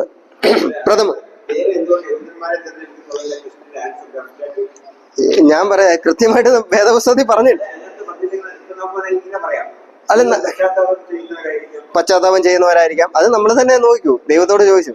കൃത്യമായിട്ട് ഒരു കണക്ക് എന്താന്ന് പറഞ്ഞിട്ടില്ല. നമുക്ക് കൃത്യമായിട്ട് പറയാൻ പറ്റത്തില്ല. ഒരു പക്ഷേ നമ്മളെ തെരഞ്ഞെടുത്തു കഴിഞ്ഞാൽ നമ്മൾ ഇന്നതൊക്കെ ആയിത്തീരും എന്നുള്ളത് ദൈവത്തിന് മുന്നമേ അറിയാവുന്നത് കൊണ്ടായിരിക്കാം ഒരു പക്ഷേ യഹൂദനെ ചിലര് അവരിലുള്ള ഈ യഹൂദന്മാരെ നമ്മൾ അടച്ചാക്ഷേപിക്കല്ലേ. എപ്പോഴും യഹൂദന്മാരുടെ അവർ നന്ദി കെട്ട ജനം തന്നെയായിരുന്നു പല കാര്യം അവരിൽ നിന്ന് നോക്കുമ്പോൾ. പക്ഷെ അവരുടെ ഇടയിൽ നിന്ന് ഒരു അബ്രഹാം ഉണ്ടായിരുന്നു, അവരുടെ ഇടയിൽ നിന്നൊരു യാക്കോബ് ഉണ്ടായിരുന്നു, അവരുടെ ഇടയിൽ നിന്നൊരു യോസേഫ് ഉണ്ടായി, അവരുടെ ഇടയിൽ നിന്നൊരു ദാവീദ് ഉണ്ടായി, അവരുടെ ഇടയിൽ നിന്ന് നമ്മുടെ കർത്താവും ഉണ്ടായി. അപ്പൊ അടച്ചവരെ ആക്ഷേപിക്കാൻ പറ്റുമോ യഹൂദന്മാരെ? അവരുടെ ഇടയിൽ നിന്ന് എടുത്തു പറയത്തക്ക രീതിയിലുള്ള ചില ഭക്തന്മാരായിട്ടുള്ള മനുഷ്യരും ഉണ്ടായിരുന്നു എന്നുള്ളവർക്ക്. ഈ ശലോമോന്റെ രാജ്യത്വം വിഭജിച്ച് കളയുവാനായിട്ട് യഹോവയെ ദൈവം തീരുമാനിച്ചപ്പോൾ ശലോമോനോട് പറയുന്ന ഒരു കാര്യമുണ്ട്. ഞാൻ നിന്റെ രാജ്യത്വം എടുത്ത് നിന്റെ ദാസന് കൊടുക്കും, നിന്റെ വേലക്കാരനായിട്ടിരിക്കുന്ന നിന്റെ ദാസന് ഞാൻ കൊടുക്കാൻ പോവുക. ദാസന് കൊടുക്കാൻ പോകുന്നു എന്ന് പറയുമ്പോഴേക്കും അവിടെ ഉപയോഗിച്ചിരിക്കുന്ന ഒരു പ്രത്യേക പദം, എന്നാൽ നിന്റെ കാലത്ത് ഞാനത് ചെയ്യത്തില്ല, നിന്റെ കാലത്ത് ഞാനത് ചെയ്യത്തില്ല. യഹോവയെ ദൈവം തന്നെ പറയും, നിന്റെ കാലത്ത് ചെയ്യാതിരുന്നതിന്റെ കാരണം എന്താ?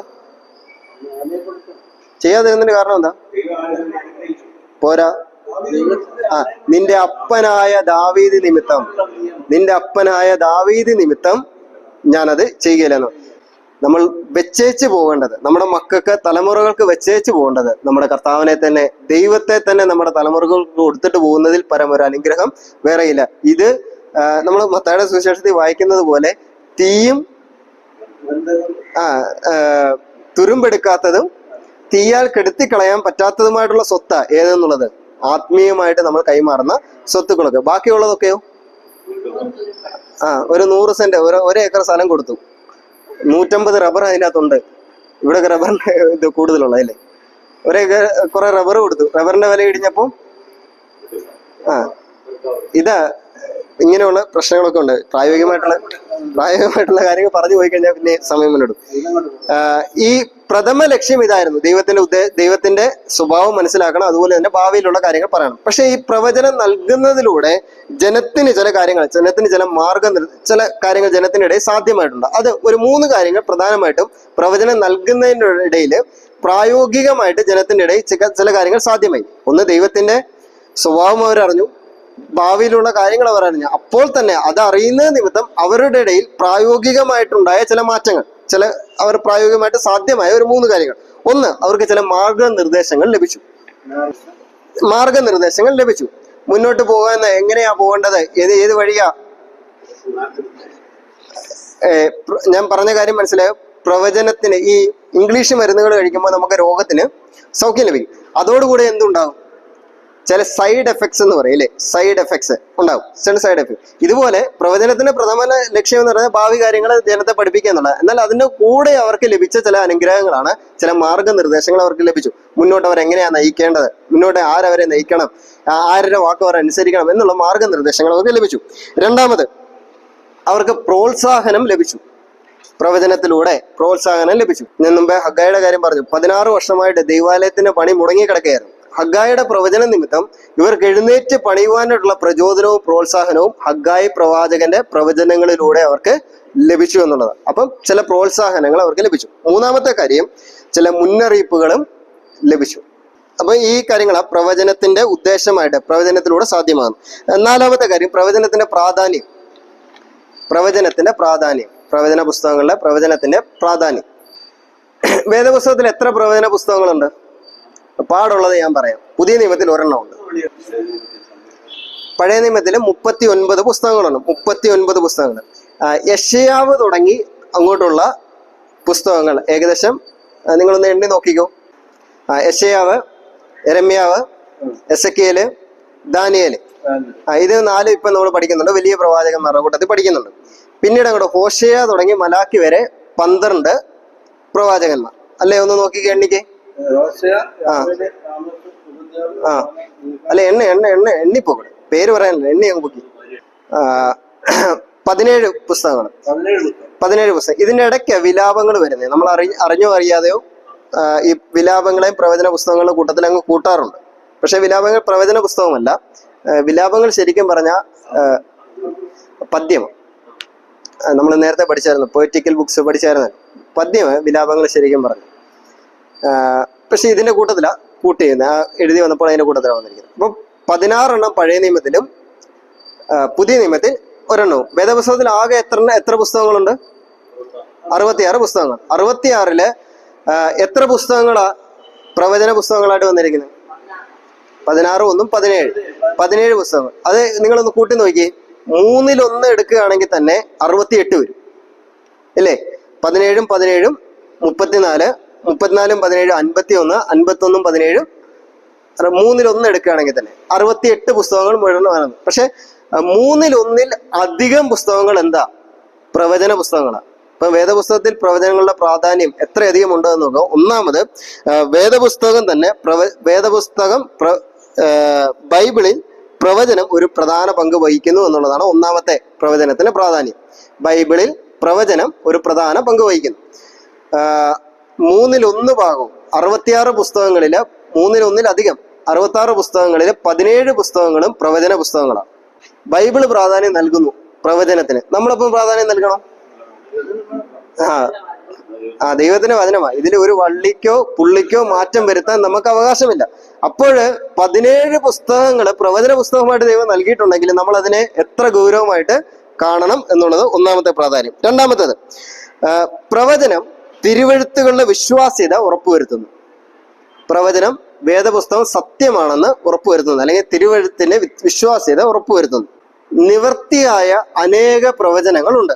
യേശുക്രിസ്തു കന്യകയിൽ ജനിക്കുമെന്ന് യശയ്യാവ്, നമ്മൾ പഠിക്കുന്ന യശയ്യാ പ്രവചനത്തിൽ പറഞ്ഞു, കന്യകയിൽ ജനിക്കുമെന്ന്. അത് അതുപോലെ തന്നെ സാധ്യമാണ് എങ്കിൽ വേദപുസ്തകം എന്തെന്ന് പറയാൻ പറ്റും? സത്യം. പ്രവചന പുസ്തകമാണ്. ഈ പ്രവചനങ്ങളൊക്കെ വേദപുസ്തകത്തിൽ പറഞ്ഞിരിക്കുന്ന കാര്യമാണ്. അത് അതേപടി സത്യമാണ് എന്നുള്ളത് ഉറപ്പുവരുത്തുന്നു. ഈ യേശുക്രിസ്തു ഈ ലോകത്തിൽ ജീവിച്ചിരുന്ന കാലഘട്ടത്തില് ശിഷ്യന്മാരൊക്കെ കൊണ്ടുപോയി ഹേരോദാവ് പണിത ദൈവാലയത്തിന്റെ മഹത്വമൊക്കെ കാണിച്ചു കൊടുത്തു. നിങ്ങൾ വായിച്ചിട്ടുണ്ടോ? ഭാഗം സുവിശേഷങ്ങളിൽ വായിക്കുന്നു. മഹത്വമൊക്കെ കാണിച്ചു കൊടുത്തപ്പോഴേ യേശുക്രിസ്തു ഇതൊക്കെ കണ്ടിട്ട് പറഞ്ഞു, ഇത് കല്ലിന്മേൽ കല്ല് ശേഷിക്കാതെ മാറിപ്പോ, നീങ്ങിപ്പോ എന്ന് പറഞ്ഞു. കല്ലിന്മേൽ കല്ല് ശേഷിക്കാതെ നീങ്ങിപ്പോകും. അത് സത്യമായിരുന്നു. സത്യമായി. എങ്ങനെ? കല്ലിന്മേൽ കല്ല് ശേഷിക്കാന്ന് പറഞ്ഞാൽ എന്താണെന്ന് നിങ്ങൾ ഓർക്കണം. ഒരു കട്ട വെച്ചു, അതിനോട് നേരെ മൂടി വെച്ചു. അപ്പം ഇത് പൊളിച്ചു കളയുമ്പോൾ ഈ 2 കട്ട ഒരുമിച്ചിരിക്കും. നമ്മളൊക്കെ വീട് പൊളിക്കുമ്പോൾ ശ്രദ്ധിച്ചിട്ടുണ്ടാകും, കല്ല് പരമാവധി എടുക്കാവുന്നൊക്കെ എടുക്കും. പക്ഷെ ചില കല്ലുകളുടെ മുകളിൽ അടുത്ത കല്ലിരിക്കും പൊളിക്കുമ്പോൾ. പക്ഷേ യഹൂദ ദൈവാലയത്തിന്റെ, യെരുശലേം ദൈവാലയത്തിന്റെ സംഭവിച്ച കാര്യം AD 70 അത് നശിപ്പിക്കപ്പെട്ടപ്പോഴും കല്ലിന്മേൽ കല്ല് ശേഷിക്കുകയില്ല എന്ന് യേശുക്രിസ്തു എന്ത് പറഞ്ഞുവോ, എങ്ങനെ ശിഷ്യന്മാരോട് പറഞ്ഞു, അതേപടി തന്നെ നിവർത്തിയായി എന്നുള്ളതാണ്. അത് ചരിത്രകാരന്മാർ പറയുന്നത്, അന്ന് ഈ ദൈവാലയം പൊളിച്ചു കളയുന്ന, അത് നശിപ്പിച്ച സമയത്ത് ആ ഇടയ്ക്ക് അവരുടെ ഇടയിൽ തന്നെ ഒരു സംഭാഷണമുണ്ട്, ഒരു വർത്തമാനം ഇങ്ങനെ വന്നു. ഈ ശലോമോൻ ഈ ദൈവാലയം പണിത സമയത്ത്, ശലോമോൻ പണിത് കഴിഞ്ഞിട്ട് പിന്നെ അത് പുതുക്കി പണിയാ, ശലോമോൻ പണിത് കഴിഞ്ഞിട്ട് പിന്നെ അത് നശിപ്പിക്കപ്പെട്ട് കഴിഞ്ഞ് പിന്നീട് അത് പണിത സമയത്ത് ഇതിനിടയിലൊക്കെ സ്വർണം ഒളിപ്പിച്ച് വെച്ചിട്ടുണ്ടായിരുന്നു. ഹേരോദാവും പുതുക്കി പണിത സമയത്ത് സ്വർണ്ണമൊക്കെ ഒളിപ്പിച്ച് വെച്ചിട്ടുണ്ടായിരുന്നു എന്നുള്ളത് നമ്മൾ ചിലപ്പോഴൊക്കെ പറയാം. നിധിയൊക്കെ വെക്കുന്ന ആ ഒളിപ്പിച്ച് വെച്ചിട്ടുണ്ടായിരുന്നു എന്നൊരു സംസാരം അവരുടെ ഇടയിൽ പരന്നു കഴിഞ്ഞപ്പോഴേക്കും ഒരു കല്ലിന്മേൽ അടുത്ത കല്ല് ശേഷിക്കാതെ ഇരിക്കത്തക്കവണ്ണം അതെന്ത് ചെയ്തു? പീസായിട്ട് പൊളിച്ചു കളഞ്ഞു. അത് ശത്രുക്കൾ പൊളിച്ചു കളയാൻ അങ്ങനെ അവർ വിചാരിച്ചില്ല. ഇങ്ങനെ ഒരു പ്രവചനമുണ്ടെന്ന് കർത്താവ് ഇങ്ങനെ ഒരു കാര്യം പറഞ്ഞു എന്ന് അവർ വിചാരിച്ചില്ല. പക്ഷെ കൃത്യമായിട്ട് അത് അങ്ങനെ തന്നെ സാധ്യമായി. യേശുക്രിസ്തു പിന്നെയും പറഞ്ഞു, ഈ മന്ദിരം പൊളിപ്പീൻ, ഞാൻ 3 നാൾ കൊണ്ട് അതിനെ പണിയുമെന്ന് പറഞ്ഞു. പണിതോ? ഏത് മന്ദിരത്തിന്റെ കാര്യമാണ് പറഞ്ഞത്? തന്റെ ശരീരമാകുന്ന മന്ദിരത്തെ കുറിച്ച് പറഞ്ഞു. അത് 3 നാൾ കൊണ്ട്. അപ്പം വേദപുസ്തകത്തിൽ എന്തൊക്കെ കാര്യങ്ങൾ പറഞ്ഞിട്ടുണ്ടോ അത് അതേപടി സാധ്യമാകുന്നത് നാം കാണുമ്പോൾ നമ്മൾക്ക് എന്ത് മനസ്സിലാക്കാൻ പറ്റണം? ഇത് സത്യഗ്രന്ഥമാണെന്ന് മനസ്സിലാക്കാൻ പറ്റണം. ഞാൻ വെളിപ്പാട് പുസ്തകത്തില് നിങ്ങൾ 13-ാം അധ്യായമൊക്കെ വായിക്കുമ്പോൾ ഈ എതിർ ക്രിസ്തു ചെയ്യുന്ന ഒരു കാര്യമായിട്ട് പറയുന്നത്, ഈ ദൈവാലയത്തില് തന്റെ പ്രതിമ വെക്കും. ആ പ്രതിമ സംസാരിക്കും എന്ന് പറയുന്നുണ്ട്. വായിച്ചിട്ടുണ്ടോ? വെളിപ്പാട് പുസ്തകം 13-ാം അധ്യായം. പ്രതിമ സംസാരിക്കും എന്ന് നമ്മൾ വായിക്കുന്നുണ്ട്. വെളിപ്പാട് പുസ്തകം 13-ാം അധ്യായം. നിങ്ങൾ വീട്ടിൽ പോയി വായിച്ചാൽ മതി, വല്ലതും വായിപ്പിച്ചു പോകുന്ന നേരം. പ്രതിമ സംസാരിക്കുന്നു. ഒരു 50 വർഷം മുമ്പേ നമ്മളത് വായിക്കുകയാണെങ്കിൽ ഈ പ്രതിമ സംസാരിക്കും എന്ന് പറഞ്ഞാൽ നമുക്ക് വല്ലതും മനസ്സിലാവുമല്ലോ? പ്രതിമ എവിടെ സംസാരിക്കാനാ? അവിടെ മഹാത്മാഗാന്ധിയുടെ പ്രതിമയുണ്ട്, അത് ഇതുവരെ സംസാരിക്കുന്ന ഞങ്ങളാരും കേട്ടിട്ടില്ല. നിയമസഭയുടെ ഫ്രണ്ടിൽ ഒരു പ്രതിമയുണ്ട്, അത് ഇതുവരെ സംസാരിക്കുന്ന ആരും കേട്ടിട്ടില്ല. ഇന്ന് 50 വർഷം മുമ്പ് ഇത് പറഞ്ഞു കഴിഞ്ഞാൽ ആരെങ്കിലും ഇത് കേൾക്കുമായിരുന്നോ? ഞാൻ കേട്ടിട്ടുണ്ട്, ചില പുസ്തകങ്ങൾ ഞാൻ വായിച്ചിട്ടുണ്ട്. ആ വാക്യം എടുത്തുകൊണ്ട് നമ്മുടെ പിതാക്കന്മാരോട് പറഞ്ഞു, ഈ പുസ്തകം ഇത് തെറ്റാ, ഇത് മുഴുവൻ തെറ്റാ, ഇത് വെറുതെ പിടിച്ചുകൊണ്ട് നടക്കരുത്, ഇത് എടുത്ത് കളയുക എന്ന് അവരോട് പറഞ്ഞിട്ടുണ്ട്. ടിവിയുടെ കാര്യം പറഞ്ഞു, ലോകം മുഴുവൻ കാണുമെന്ന് ടിവിയുടെ കാര്യം പറഞ്ഞിട്ടുണ്ട്. ഈ പ്രതിമയുടെ കാര്യം പറഞ്ഞു, ഈ നമ്മുടെ പിതാക്കന്മാരോട് പറഞ്ഞു, ഇത് എടുത്ത് കളയുക, ഇതിനെ ഉപേക്ഷിക്കുക, ഇത് എന്തിനാ പിടിച്ചുകൊണ്ടിരിക്കുന്നത്, ഇങ്ങനെ ഒരു തെറ്റുകളാണ്, ഇത് മുഴുവൻ തെറ്റുകളാണ് എഴുതി വെച്ചിരിക്കുന്നതെന്ന് പറഞ്ഞു. പക്ഷെ അവർക്കത് വിശദീകരിച്ചു കൊടുക്കാൻ പറ്റിയിട്ടുണ്ടോ? അവർക്കറിയാൻ പറ്റുമോ എന്താ കാര്യമെന്ന് അറിയാൻ പറ്റും. ഇന്ന് നമുക്കിത് വിശദീകരിച്ചു കൊടുക്കാൻ പറ്റുമോ? ടി വി അല്ല, പ്രതിമ സംസാരിക്കാന്നാ പറഞ്ഞത്. പ്രതിമ റോബോട്ടൊന്നും വേണ്ട. നിങ്ങളെ ഈ ഫോണിന്റെ അകത്തില് കുഞ്ഞുങ്ങൾക്കൊക്കെ വെച്ചു കൊടുക്കുന്ന കാർട്ടൂൺ ഇടയ്ക്ക് ഒന്ന് ശ്രദ്ധിച്ചാൽ മതി. ടോക്കിംഗ് ടോം എന്ന് പറഞ്ഞൊരു കാർട്ടൂൺ ഉണ്ട് ഇടയ്ക്ക്, ടോക്കിംഗ് ടോം. ഇല്ലെങ്കിൽ വേറെ ചില പാവകളൊക്കെ ഉണ്ട്. നമ്മൾ എന്താ അങ്ങോട്ട് പറയുന്നു അത് തിരിച്ചിങ്ങോട്ട് പറയും. സംസാരിക്കുമോ പ്രതിമ? ഇന്ന് നമുക്ക് വിശദീകരിച്ചു കൊടുക്കാൻ ഒരു പ്രയാസവും ഇല്ല. ഇതിനെ വിശദീകരിച്ചു കൊടുക്കാൻ ഒരു പ്രയാസമില്ല. പക്ഷെ അന്നത്തെ കാലത്ത് അവർക്ക് വിശദീകരിച്ചു കൊടുക്കാൻ പറ്റിയില്ല. പക്ഷെ എന്നിട്ടും അവർ ഇതിനെ നെഞ്ചോട് ചേർത്തു. ഇതിൽ പറഞ്ഞിരിക്കുന്ന ചില കാര്യങ്ങൾ ഇപ്പോൾ നമുക്ക് വിശദീകരിച്ചു കൊടുക്കാൻ പറ്റുന്നില്ല എങ്കിലും ഇത് അതേപടി എന്താ സത്യഗ്രന്ഥം തന്നെയാണ് എന്നുള്ള കാര്യം ഓർക്കുക. പ്രവചനം തിരുവചനത്തെ വിശ്വാസ്യത ഉറപ്പുവരുത്തുന്നു. 3-ാമത്തെ കാര്യം, പ്രവചനം നമ്മെ തെറ്റായ പഠിപ്പിക്കലുകളിൽ നിന്ന് സംരക്ഷിക്കുന്നു. യേശുക്രിസ്തു ഈ ലോകത്ത് ജീവിച്ചിരുന്ന സമയത്ത് പറഞ്ഞു, നിങ്ങളെ പലരും വരും നിങ്ങളെ തെറ്റിച്ച് കളയാനായിട്ടുള്ള സാധ്യതയുണ്ട്.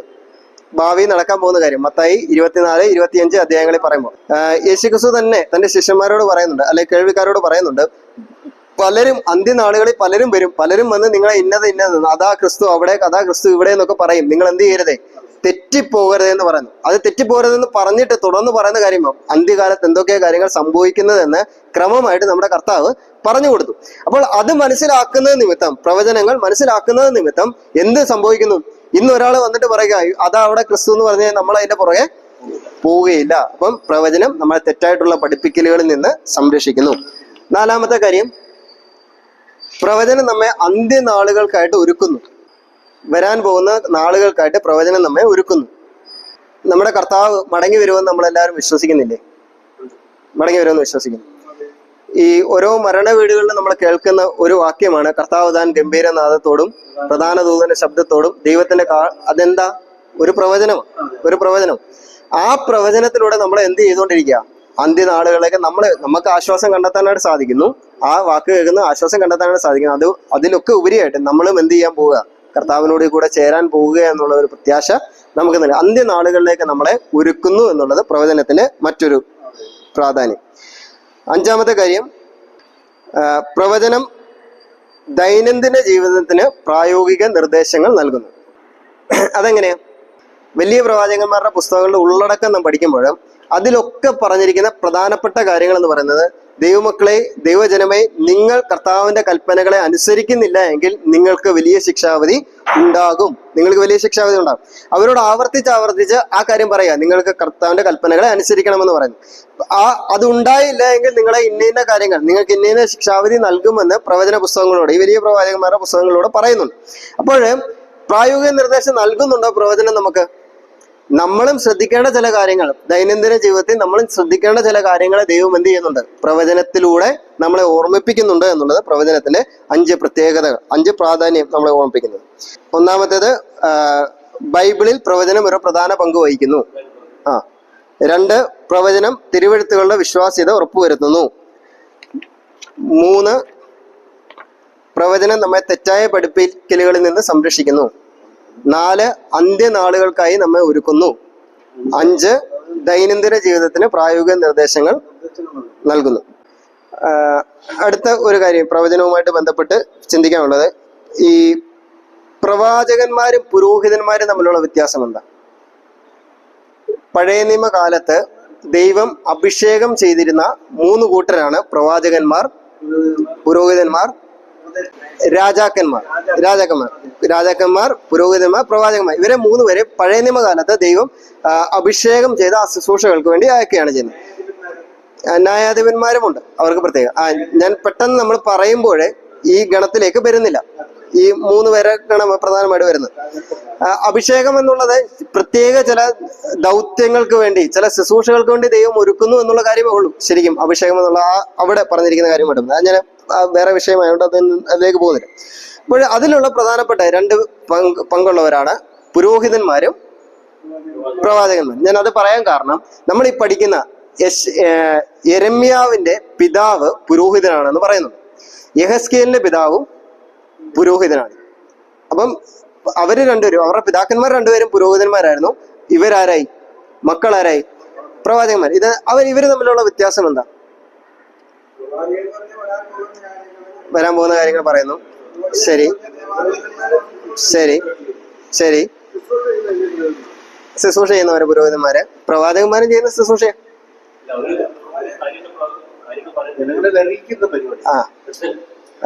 ആരെങ്കിലും ചോദിച്ചു കഴിഞ്ഞാൽ നിങ്ങൾക്ക് പറയാം. അത് ഒരു കൃത്യമായിട്ട് വ്യത്യാസമുണ്ട്. അത് നിങ്ങളുടെ മനസ്സിലേക്ക് ഇരിക്കട്ടെ. 1, പുരോഹിതൻ എന്ന് പറഞ്ഞു കഴിഞ്ഞാൽ ജനത്തിന് വേണ്ടി ദൈവത്തിന്റെ മധ്യസ്ഥത വഹിക്കുന്നവരാണ് പുരോഹിതന്മാർ. ഞാൻ നോട്ടിൽ അത് കൃത്യമായിട്ട് അങ്ങനെ തന്നെ എഴുതിയിട്ടുണ്ട്. ഞാൻ ആ നോട്ടിൽ എഴുതിയിരിക്കുന്ന വായിക്കാം. ദൈവം മുമ്പാകെ ദൈവജനത്തെ പ്രതിനിധീകരിക്കുക എന്നുള്ളതാണ് പുരോഹിതന്റെ, അവർക്ക് വേണ്ടി മധ്യസ്ഥത വഹിക്കുക. ദൈവജനത്തിന് വേണ്ടി ദൈവത്തിന് മുമ്പാകെ മധ്യസ്ഥത വഹിക്കുന്നവരാണ് പുരോഹിതന്മാർ. പ്രവാചകന്മാരോ? ദൈവത്തിന് വേണ്ടി ദൈവജനത്തിന് മധ്യേ ശുശ്രൂഷ ചെയ്യുന്നവരാ. ദൈവത്തിന് വേണ്ടി ദൈവജനത്തിന്. ഇത് ദൈവജനത്തിന് വേണ്ടി ആരുടെ ശുശ്രൂഷയെല്ലാം? പുരോഹിതന്മാർ യാഗം അർപ്പിക്കുന്നത് ആർക്ക് വേണ്ടിയാ? ഞാനൊരു യാഗം മൃഗവുമായിട്ട് ചെന്നു, ജനത്തിന് വേണ്ടി, ദൈവത്തിന് മുമ്പാകെ അവർക്ക് മധ്യസ്ഥത വഹിക്കുന്നത്. പക്ഷെ പ്രവാചകന്മാരുടെ ശുശ്രൂഷ എന്താണ്? ദൈവത്തിന് വേണ്ടി ആരുടെ മധ്യേ നിൽക്കുന്നു? ദൈവത്തിന് പറയാനുള്ള കാര്യങ്ങൾ ജനത്തോട് അറിയിക്കുന്നതാണ്. ഈ ദൈവവചന പഠനവും പ്രാർത്ഥനയും തമ്മിൽ ഇതുപോലെ. ദൈവവചന പഠനം എന്താണ്? ദൈവവചനം പഠിക്കുന്നത്, ദൈവത്തിന് പറയാനുള്ള കാര്യങ്ങൾ നമ്മോട് അറിയിക്കുന്നതാണ് ദൈവത്തിന് വചനം. പ്രാർത്ഥനയോ നമുക്ക് പറയാനുള്ള കാര്യങ്ങൾ ദൈവത്തോട് അറിയിക്കുന്നതാണ്. ഇതുപോലെയാണ് പുരോഹിതന്മാരുടെയും പ്രവാചകന്മാരുടെയും ശുശ്രൂഷ. ഞാൻ ചോദിക്കട്ടെ, പുരോഹിതന്റെ ശുശ്രൂഷയാണ് എളുപ്പമുള്ളത്, പ്രവാചകന്റെ ശുശ്രൂഷയാണ് എളുപ്പമുള്ളത്? ഞാൻ പറഞ്ഞു ഈ 3 കൂട്ടര്, ഈ ന്യായാധിപന്മാരുടെ കാര്യം കൂടെ എന്നോട് ചേർക്കാം. 3-4 കൂട്ടർ: ന്യായാധിപന്മാർ, പുരോഹിതന്മാർ, രാജാക്കന്മാർ, പ്രവാചകന്മാർ. പ്രവാചകന്മാരെ ആരാ നിയമിക്കുന്നത് എന്നോട് പറഞ്ഞു പോകണം. പ്രവാചകന്മാരെ ആരാ ശുശ്രൂഷയ്ക്കാക്കുന്നത്? ദൈവം. പുരോഹിതന്മാരെ ആരാ? ദൈവം തന്നെയാ ശുശ്രൂഷയ്ക്കാക്കുന്നത്. രാജാക്കന്മാരെ ദൈവം, ന്യായാധിപന്മാരെ ദൈവം. ഇവരെല്ലാം ശുശ്രൂഷയ്ക്കാക്കുന്നത് ദൈവമാ ശുശ്രൂഷയ്ക്കാക്കുന്നത്. പുരോഹിതന്മാരെ അഭിഷേകം ചെയ്യുമ്പോൾ, രാജാക്കന്മാരെ ഇവരെല്ലാം ശുശ്രൂഷയ്ക്കാക്കുമ്പോൾ എന്ത് ചെയ്യുന്നുണ്ട്? അവരെ അഭിഷേകം ചെയ്യുന്നുണ്ട്. പുരോഹിതന്മാരെ അഭിഷേകം ചെയ്യുമ്പോൾ അല്ലെങ്കിൽ ആ ശുശ്രൂഷയ്ക്കാക്കുമ്പോൾ ജനമെല്ലാം കാണുമോ ഇല്ലയോ? കാണും, ജനമെല്ലാം കാണും. രാജാക്കന്മാരെ ശുശ്രൂഷയ്ക്കാക്കുമ്പോൾ, രാജാക്കന്മാരായിട്ട് അഭിഷേകം ചെയ്യുമ്പോൾ ജനമെല്ലാം കാണുമോ ഇല്ലയോ?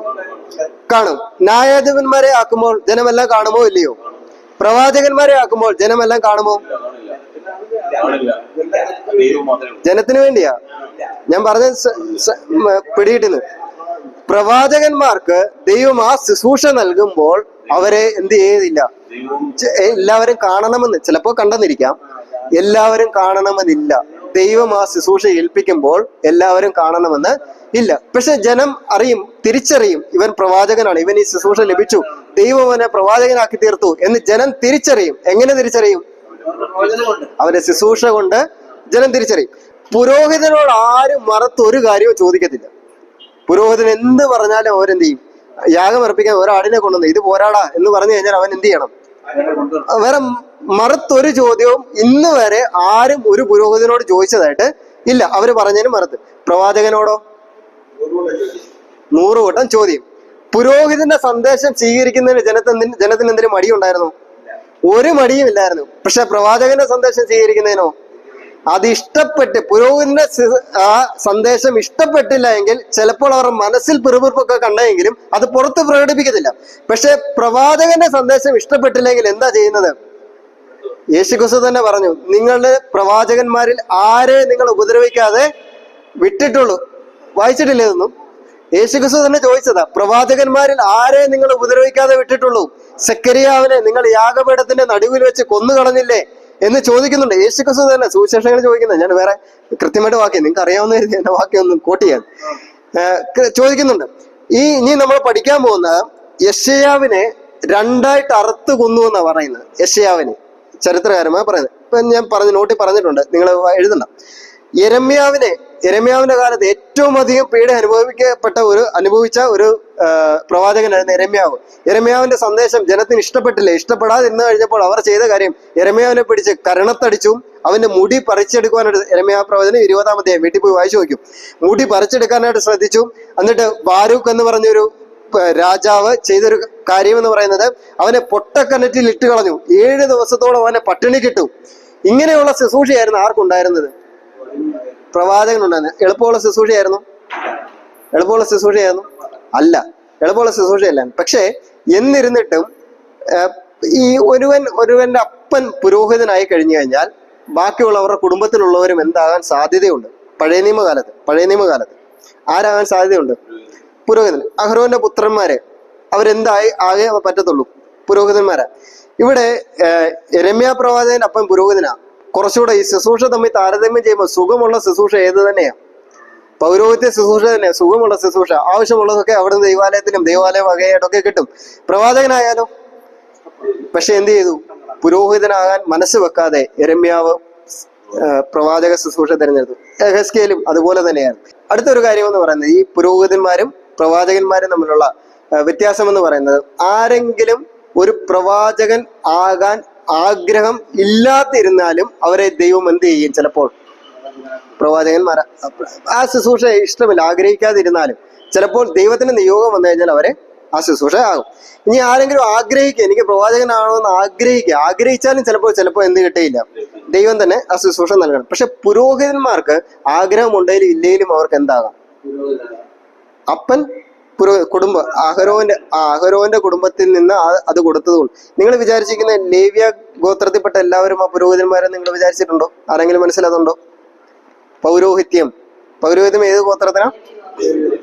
ലേവി ഗോത്രത്തിൽപ്പെട്ട എല്ലാവരും പുരോഹിതന്മാരാണോ? ലേവി ഗോത്രത്തിൽ തന്നെ അഹരോന്റെ കുടുംബത്തിന് മാത്രമേ എന്ത് നൽകിയിട്ടുള്ളൂ? ലേവി ഗോത്രത്തിൽ പെട്ടവനായിരുന്നു മോശയും. പക്ഷെ മോശയ്ക്ക് എന്ത് നൽകിയില്ല? ആ പൗരോഹിത്യ ശുശ്രൂഷ നൽകിയില്ല. മറിച്ച് ആർക്കാ നൽകി? മൂത്ത മകൻ എന്ന രീതിയിൽ അഹരോന ആ ശുശ്രൂഷ മുന്നോട്ട് പോയത്. അപ്പം ഇത്രയും കാര്യങ്ങൾ പ്രവാചനത്തിന്റെ ഒരു മുഖവര എന്ന രീതിയിൽ ഇത്രയും കാര്യങ്ങൾ ഇരിക്കട്ടെ. ഇനി മുമ്പേ ചോദിച്ച ഒരു ചോദ്യമായിട്ട് വന്നത്, ഈ പ്രവചനങ്ങളെല്ലാം ഇത് പ്രവചനമാണെന്നിരിക്കുന്നത്, ഒരു പ്രവചന പുസ്തകം വന്നിരിക്കുന്നത്. ഈ പ്രവചന പുസ്തകത്തിൽ പറയുന്നത് പെട്ടെന്ന് അന്നേരം തന്നെ സംഭവിക്കേണ്ട ചില തൊട്ടടുത്ത അല്ലെങ്കിൽ നാളെയോ മറ്റന്നാളോ ഒരാഴ്ചക്കുള്ളിലോ സംഭവിക്കേണ്ട കാര്യങ്ങൾ, ഇമ്മീഡിയറ്റ് ആയിട്ട് സംഭവിക്കേണ്ട ചില കാര്യങ്ങൾ. സങ്കീർത്തനങ്ങൾ 22:1 കാണാതറിയുന്ന വാക്യം, എന്റെ ദൈവമേ നീ എന്നെ കൈവിട്ട എന്നാണ്. അതിനൊരു പെട്ടെന്നൊരു നിവർത്തി ഉണ്ടായിരുന്നു. ദാവീദിന്റെ ജീവിതത്തിൽ അത് സംഭവിക്കാനായിട്ട് പോവുകയായിരുന്നു. ദാവീദിന്റെ ശത്രുക്കൾ പെട്ടെന്നൊരു നിവർത്തി ഉണ്ടായിരുന്നു. അതേ കാര്യം തന്നെ ആരുടെ ജീവിതത്തിലും ഉണ്ടാകാനുണ്ടായിരുന്നു?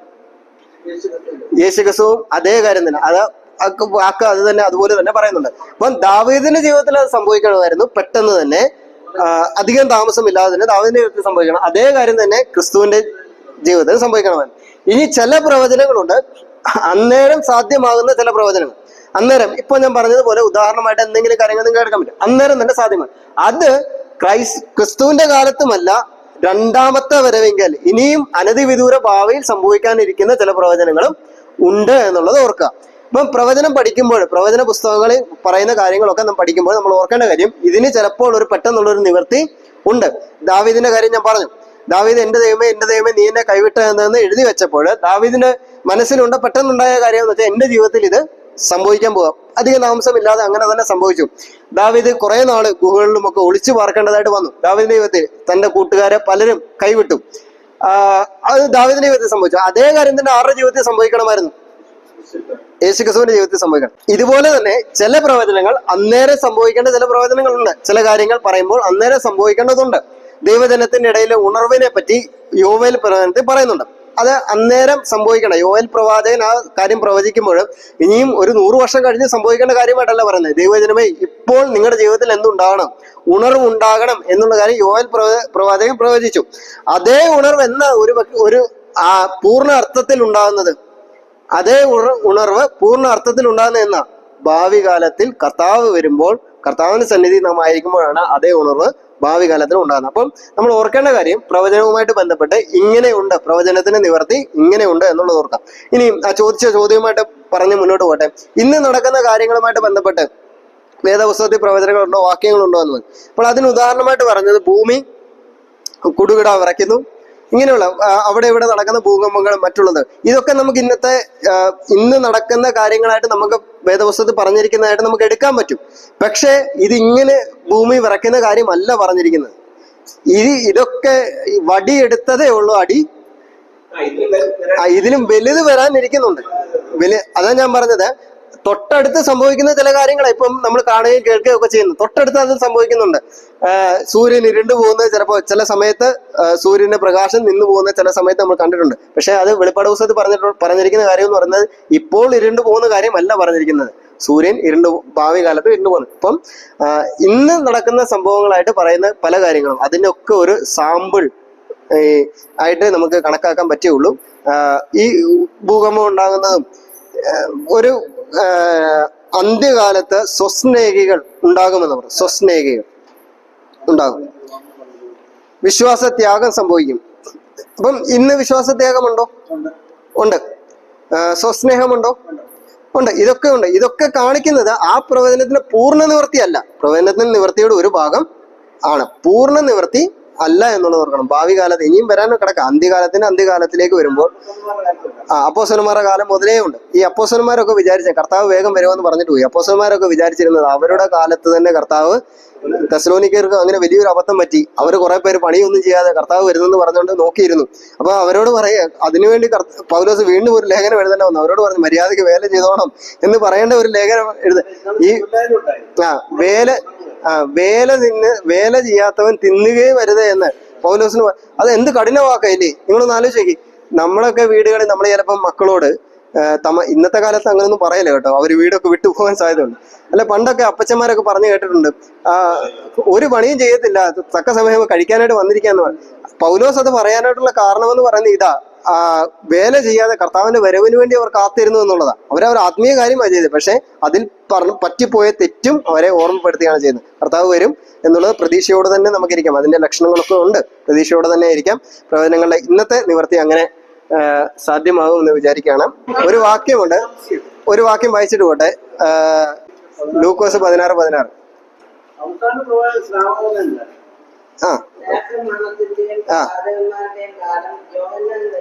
ഏത് യോഹന്നാനാ?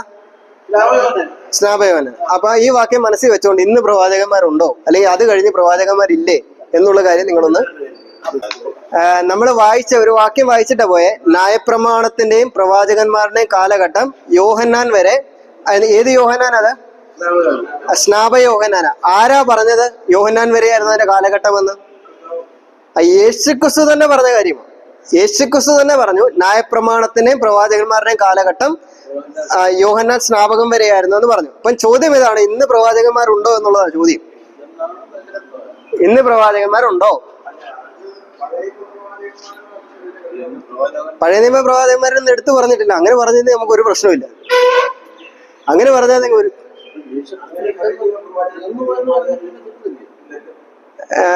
കാലഘട്ടം അനുസരിച്ചുണ്ട്. ഇന്ന കാലഘട്ടത്തിൽ പ്രവചിച്ചു എന്ന ആളെന്നുള്ളതുണ്ട്. ഇപ്പൊ യെശയ്യാവ് പ്രവചിച്ച കാര്യമല്ല യിരെമ്യാവ് പ്രവചിച്ച, ദാനിയേൽ പ്രവചിച്ച. അപ്പം ആ കാലഘട്ടം അനുസരിച്ച് പ്രവാചകന്മാരുടെ ശുശ്രൂഷയ്ക്കും വ്യത്യാസമുണ്ട്. പ്രവചന ശുശ്രൂഷയ്ക്കല്ല, അവർ നൽകുന്ന സന്ദേശങ്ങൾക്ക് വ്യത്യാസമുണ്ട് എന്നുള്ളത്. അപ്പം സംശയം വരാം, നിങ്ങൾക്ക് സംശയമൊന്നുമില്ല, ഉറപ്പിച്ചു. അപ്പോസ്തല പ്രവൃത്തിയിൽ നമ്മൾ വായിക്കുന്നുണ്ട്. അപ്പോസ്തല പ്രവൃത്തി ഒരു സുവിശേഷകന്റെ പേര് പറയുന്നുണ്ട്, ഓർമ്മയുണ്ടോ? ഫിലിപ്പോസ് എന്നൊരു സുവിശേഷകൻ, 21-ാം അധ്യായം 8-ാം വാക്യം, അപ്പോസ്തല പ്രവൃത്തി 21:8. അവന് പ്രവചിക്കുന്ന 4 പുത്രിമാരുണ്ടായിരുന്നു. പ്രവചിക്കുന്ന 4 പുത്രിമാർ. അത് മാത്രമല്ല, അപ്പോസ്തല പ്രവൃത്തി 21-ാം അധ്യായത്തിൽ തന്നെയാണെന്ന് തോന്നുന്നു അഗാബസ് എന്ന് പറഞ്ഞൊരു പ്രവാചകനുണ്ട്. അഗാബസ് എന്ന് പറഞ്ഞൊരു പ്രവാചകനെ പറ്റി പറയുന്നുണ്ട്. അഗാബസ് പ്രവാചകനെ പറ്റി പറയുന്നുണ്ട്. കൊരിന്ത്യ ലേഖനത്തിലേക്ക് വരുമ്പോൾ കൃപാവരങ്ങളുടെ കാര്യം പറയുമ്പോൾ അതിന്റെ കൂട്ടത്തിലും എന്ത് പറയുന്നുണ്ട്? പ്രവചനം എന്ന് പറയും. പ്രവാചകന്മാരില്ലാതെ ഇവിടുന്ന് പ്രവചനം വരുന്നത്. അപ്പം ന്യായപ്രമാണത്തിന്റെയും പ്രവാചകന്മാരുടെയും കാലഘട്ടം സ്നാപയോഹനാൻ എന്ന് പറഞ്ഞ് കർത്താവ് പറഞ്ഞത് എന്തുവാ? അത് തെറ്റാണോ? കർത്താവ് തെറ്റ് പറയും. അതല്ലേ നമുക്ക് സംശയം വരുന്നത്, അല്ലേ? അപ്പം കർത്താവ് പറഞ്ഞപ്പോൾ ആ വാക്ക് കുറച്ചുകൂടി ശ്രദ്ധിച്ചാൽ നമുക്ക് മനസ്സിലാവും. ന്യായപ്രമാണവും പ്രവാചകം പഴയ നിയമ കാലഘട്ടത്തെ ഒരു കാര്യമാണ് അവിടെ പറഞ്ഞിരിക്കുന്നത്. അവർ പഴയ നിയമ കാലഘട്ടത്തിലല്ല, പഴയ നിയമത്തിലുള്ള ആളുകൾക്ക് ഒരിക്കലും ഒഴിച്ചുകൂടാൻ പറ്റാത്ത ഒരു കാര്യമായിരുന്നു എന്താന്നുള്ളത്. ന്യായപ്രമാണവും ഉണ്ട്. ന്യായപ്രമാണം എങ്ങനെ അവർക്ക് ഒഴിച്ചുകൂടാൻ പറ്റത്തില്ലയോ അതുപോലെ തന്നെ അവർക്ക് എന്തും ഒഴിച്ചുകൂടാൻ പറ്റത്തില്ല. പ്രവാചകന്മാരും പ്രവചനവും ഒഴിച്ചുകൂടാൻ പറ്റുകയില്ല. അപ്പോൾ കർത്താവ് അവിടെ ഉപയോഗിച്ചിരിക്കുന്ന പദപ്രയോഗം ഇത്രയേ ഉള്ളൂ. പഴയ നിയമ കാലഘട്ടത്തിന്റെ അവസാനം ആരിലൂടെയായിരുന്നു? ആര് വരെ? പഴയ നിയമ കാലഘട്ടത്തിന്റെ ആചാരങ്ങളും അതിന്റെ കാര്യങ്ങളെല്ലാം ആര് വരെയാ ശരിക്കും ഉണ്ടായിരുന്നത്? സ്നാപയോഹന്നാൻ വരെയാണ്. നിങ്ങൾ നോക്കിയേ, പഴയ നിയമ പ്രവാചകന്മാര് പല കാര്യങ്ങൾ പ്രവചിച്ചിട്ടുണ്ട്. പല കാര്യങ്ങൾ പ്രവചിച്ചു. അപ്പൊ അവര് പ്രവചിച്ച ചിലപ്പോൾ അന്നേരം നടക്കുന്ന കാര്യങ്ങൾ ചിലത് പ്രവചിച്ചിട്ടുണ്ട്. അന്നേരം നടക്കുന്ന ചില കാര്യങ്ങൾ പ്രവചിച്ചു. യേശുക്രിസ്തുവിനെ കുറിച്ച് പ്രവചിച്ചു, ഭാവിയെ കുറിച്ച് പ്രവചിച്ചു. പഴയ നിയമ പ്രവാചകന്മാർ യേശുക്രിസ്തുവിനെ കുറിച്ചും ഭാവിയെ കുറിച്ചും പ്രവചിച്ചു. ഇപ്പം പഴയ നിയമ പ്രവാചകന്മാര് യേശുക്രിസ്തുവിനെ കുറിച്ച് ഇനിയും പ്രവചിക്കേണ്ട കാര്യമുണ്ടോ? യേശുക്രിസ്തു ഇനിയും അന്നുണ്ടായിരുന്ന പ്രവാചകന്മാർ ഉണ്ടെങ്കിൽ തന്നെ യേശുക്രിസ്തുവിനെ കുറിച്ച് ഇനി അവർക്ക് പ്രവചിക്കേണ്ട കാര്യമുണ്ടോ? ശരി, യേശുക്രിസ്തു വന്നിട്ടുണ്ട്, പറഞ്ഞ കാര്യങ്ങളെല്ലാം ചെയ്തിട്ടുണ്ട്. ഈ എബ്രായ ലേഖനം 1-ാം അധ്യായത്തിൽ പറയുന്നുണ്ട്. എബ്രായ ലേഖനം 1:1 പറയുന്നുണ്ട്, ദൈവം പണ്ട് ഭാഗമായിട്ടും വിവിധമായിട്ടും പ്രവാചകന്മാർ മുഖാന്തരം അരുളി ചെയ്തത് ഈ അന്ത്യകാലത്ത് പുത്രൻ മുഖാന്തരം അരുളി ചെയ്യുന്നു എന്ന് പറഞ്ഞു കഴിഞ്ഞാൽ, പണ്ട് പ്രവാചകന്മാർക്ക് ദൈവം സന്ദേശങ്ങൾ നൽകിയിരുന്നത് ഭാഗമായിട്ടായിരുന്നു, വ്യത്യസ്തമായിട്ടുള്ള രീതിയിലായിരുന്നു നൽകിയിരുന്നത്. അതെല്ലാം പ്രവാചകന്മാരിലൂടെ പണ്ട് കാലത്ത് സാധിച്ചുകൊണ്ടായിരുന്നു. പക്ഷെ ഈ അന്ത്യകാലത്തേക്ക് വരുമ്പോൾ അത് അറിയിക്കുവാനായിട്ട് ആര് വന്നു? പുത്രൻ വന്നു. പുത്രനിലൂടെ ആ കാര്യം സാധിച്ചു വന്നു. അപ്പൊ ഈ ഭാവിയെ കുറിച്ച് നമുക്ക് ഇനിയും അനധിവിദൂര ഭാവി നടക്കുന്ന എന്തെങ്കിലും ഒരു കാര്യത്തെ കുറിച്ച് അറിയേണ്ട ആവശ്യകതയുണ്ടോ? വേദപുസ്തകത്തിൽ ഇല്ലാത്തതായിട്ട് എന്തെങ്കിലും ഉണ്ടോ? കർത്താവിന്റെ മടങ്ങി വരവ്, കർത്താവിന്റെ 1000 ആണ്ട് വാഴ്ച, മഹത്വ പ്രത്യക്ഷത, ഇനിയും അങ്ങനെയുള്ള കാര്യങ്ങളെല്ലാം എന്ത് ചെയ്തിട്ടുണ്ട്? ഓൾറെഡി നൽകിയിട്ടുണ്ട്. ഇന്ന് ഈ അപ്പോസ്തല പ്രവൃത്തി കാണുന്ന പ്രവാചകന്മാര്, പ്രവചിക്കുന്ന പുത്രിമാരുള്ള പ്രവാചകന്മാര് എന്നുള്ളവരൊക്കെ അവരെല്ലാം ചെയ്തുകൊണ്ടിരുന്നത് ഇമ്മീഡിയറ്റ് ആയിട്ട് പെട്ടെന്ന് നടക്കേണ്ട ചില കാര്യങ്ങളാണ് പ്രവചിച്ചിട്ടുള്ളത്. നിങ്ങൾ ശ്രദ്ധിച്ചാൽ അറിയാൻ പറ്റും. അഗാബോസ് പ്രവചിച്ചത് എന്തായിരുന്നു? കർത്താവ് ഇനിയും പോയിട്ട് വീണ്ടും വരും എന്നുള്ളതായിരുന്നു അഗാബോസ് പ്രവചിച്ചത്. എന്താ പ്രവചിച്ചത്? അങ്ങനെ ഒരാളുണ്ടെന്ന് അറിയാമോ? പൗലോസ് ഇനി യെരുശലേമിലേക്ക് പോയി കഴിഞ്ഞാൽ, പൗലോസ് നീ ഇപ്പൊ യെരുശലേമിലേക്ക് പോയി ഒരാഴ്ചക്കുള്ളിൽ നിന്നെ പിടിച്ചവര് കൊന്നുകളയും എന്നുള്ളതാ പ്രവചിച്ചത്. അത് തൊട്ടടുത്ത് സംഭവിക്കാൻ പോകുന്ന കാര്യമാണ് അഗാബോസ് പ്രവചിച്ചത്. അപ്പോൾ അന്ന് ഉണ്ടായിരുന്ന ആ പുത്രിമാരെയും അന്നുള്ളവരൊക്കെ കാര്യങ്ങളൊക്കെ ചിന്തിച്ചു കഴിഞ്ഞാൽ അവര് പ്രവചിച്ചത് തൊട്ടടുത്ത് സംഭവിക്കാൻ പോകുന്ന കാര്യങ്ങളാണ് അവര് പറഞ്ഞത്. ഇനി പുതിയ നിയമ കാലഘട്ടത്തിലേക്ക് വന്നു, സഭാ കാലഘട്ടങ്ങളിലേക്ക് വന്നു കഴിഞ്ഞാൽ പ്രവാചകന്മാരുടെ കാര്യം പറയുന്നുണ്ട്. പ്രവചന വരം എന്നുള്ളത് പറയുന്നുണ്ട്. പ്രവചന വരം എന്നുള്ളത് അവിടെ നിന്ന് ഉദ്ദേശിക്കുന്നത് ദൈവത്തിന്റെ വചനം പറയുക എന്നുള്ളത്. അന്ന് ഈ വേദപുസ്തകം നമുക്ക് 66 പുസ്തകങ്ങളായിട്ട് നൽകിയിട്ടില്ല. 66 പുസ്തകങ്ങളായിട്ടില്ല. ദൈവത്തിന്റെ അരുളപ്പാടുകളെ അറിയിക്കുക എന്നുള്ളതായിരുന്നു അന്ന് പ്രവാചകന്മാർ ചെയ്തുകൊണ്ടിരുന്നത്. ദൈവത്തിൽ നിന്ന് പ്രാപിച്ച് അത് അറിയിക്കുകയായിരുന്നു ചെയ്തുകൊണ്ടിരുന്നത്. ഇന്ന് അതിന്റെ ആവശ്യമുണ്ടോ? ശരിക്കും വീണ്ടും പ്രവചനത്തിന്റെ ആവശ്യമുണ്ടോ? ഓൾറെഡി നമുക്ക് എല്ലാ കാര്യങ്ങളും അറിയേണ്ട കാര്യങ്ങളെല്ലാം നൽകി. അപ്പോൾ അന്ന് ആദ്യമ നൂറ്റാണ്ടിൽ സഭകളായിട്ട് അവർ കൂടിയിരിക്കുമ്പോൾ ദൈവത്തിന്റെ വചനം അവർക്ക് വായിക്കുവാനായിട്ടില്ല, പഠിപ്പിക്കുവാനായിട്ടില്ല. അങ്ങനെ ഇരിക്കുന്ന സമയത്ത് ഒരാളെ ദൈവത്തിന്റെ വചനം മറ്റുള്ളവരെ പഠിപ്പിക്കണമെന്നുണ്ടെങ്കിൽ അവർക്ക് എവിടെ നിന്ന് ലഭിക്കണം? ദൈവം തന്നെ ദർശനമായിട്ട് അരുളപ്പാടുകളായിട്ട് അവർക്ക് നൽകണം. ആ നൽകുന്ന വചനമാണ് അവരെന്ത് ചെയ്തുകൊണ്ടിരുന്നത്, പറഞ്ഞുകൊണ്ടിരുന്നത്. അതിനാണ് പ്രവചന വരം എന്നുള്ളത് അവിടെ പറഞ്ഞിരിക്കുന്നത്. എന്നാൽ ഇന്നും ആരുണ്ട് പ്രവാചകൻ? നിങ്ങൾ പത്രോസിന്റെ ലേഖനം 2 പത്രോസ് 2-ാം അധ്യായം 1-ാം വാക്യമാണെന്ന് തോന്നുന്നു. കള്ളപ്രവാചകന്മാരും നിങ്ങളുടെ ഇടയിൽ ഒന്ന് നോക്കി 2 പത്രോസ്. ശരിക്കും പഴയ നിയമ പ്രവാചകന്മാരെ പറ്റിയാണ് പറയുന്നത്. പുതിയ നിയമത്തിലെ കാര്യങ്ങളാണ് ഞാനിപ്പോ കൂടുതലും പറഞ്ഞു പോകുന്നത്. 2:1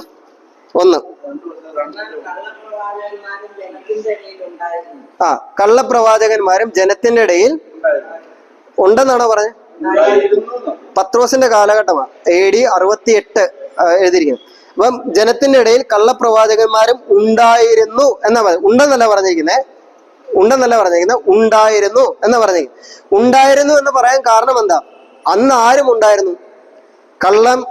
കള്ളന്മാരല്ലാത്ത പ്രവാചകന്മാരും ഉണ്ടായിരുന്നു. അതുകൊണ്ട് എന്ത് വന്നു? കള്ളന്മാരല്ലാത്ത പ്രവാചകന്മാർ ഉണ്ടായിരുന്നത് കൊണ്ട് ആ സമയത്ത് ആരുടെ ശുശ്രൂഷയും ആരും ശുശ്രൂഷകളായിട്ട് ചെയ്തിരുന്നു? കള്ളപ്രവാചകന്മാരും ചെയ്തിരുന്നു. പെട്ടെന്ന് മനസ്സിലാക്കാൻ ഉദാഹരണം പറയാം.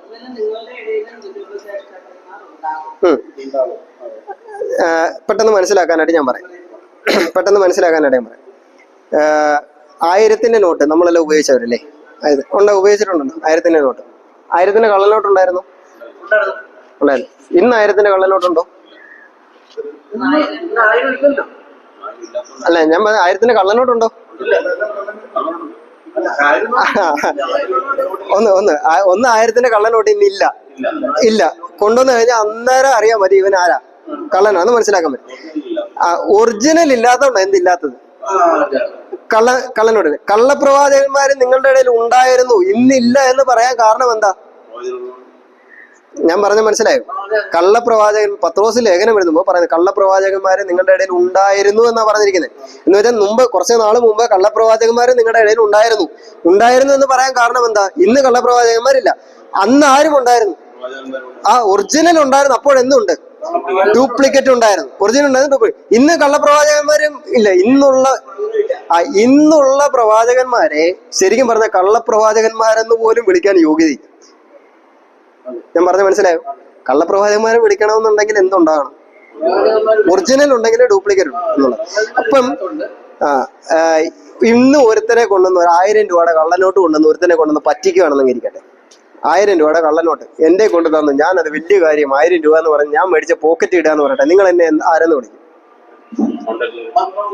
മന്ദബുദ്ധി എന്ന് വിളിക്കും, മണ്ടനെന്ന് വിളിക്കും, ഇന്നൊക്കെ വിളിക്കാറുണ്ട്. ഇന്ന് പ്രവാചകന്മാരുടെ പുറകെ പോകുന്നവരെ നമ്മൾക്ക് ഈ പേരെല്ലാം വിളിക്കാൻ പറ്റും. ഞാൻ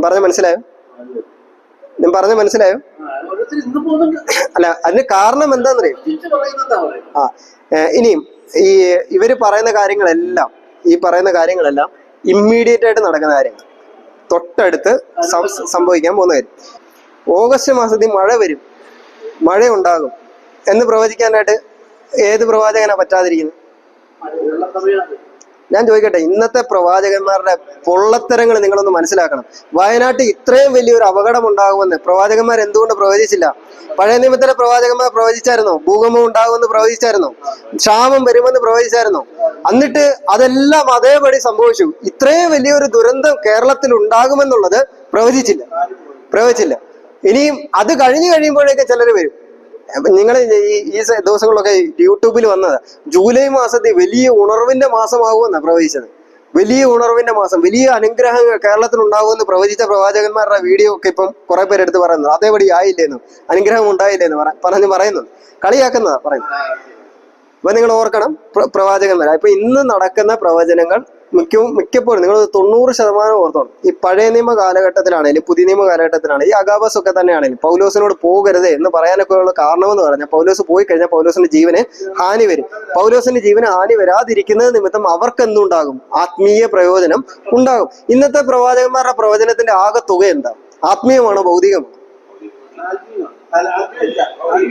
ആത്മീയം ഇല്ല. അപ്പൊ ഞാൻ പറയട്ടെ, പ്രവാചകന്മാരുടെ പുറകെ പോകുന്നവരെ വിഡ്ഢിയെന്നോ ഇതൊക്കെ വിളിക്കേണ്ടത്.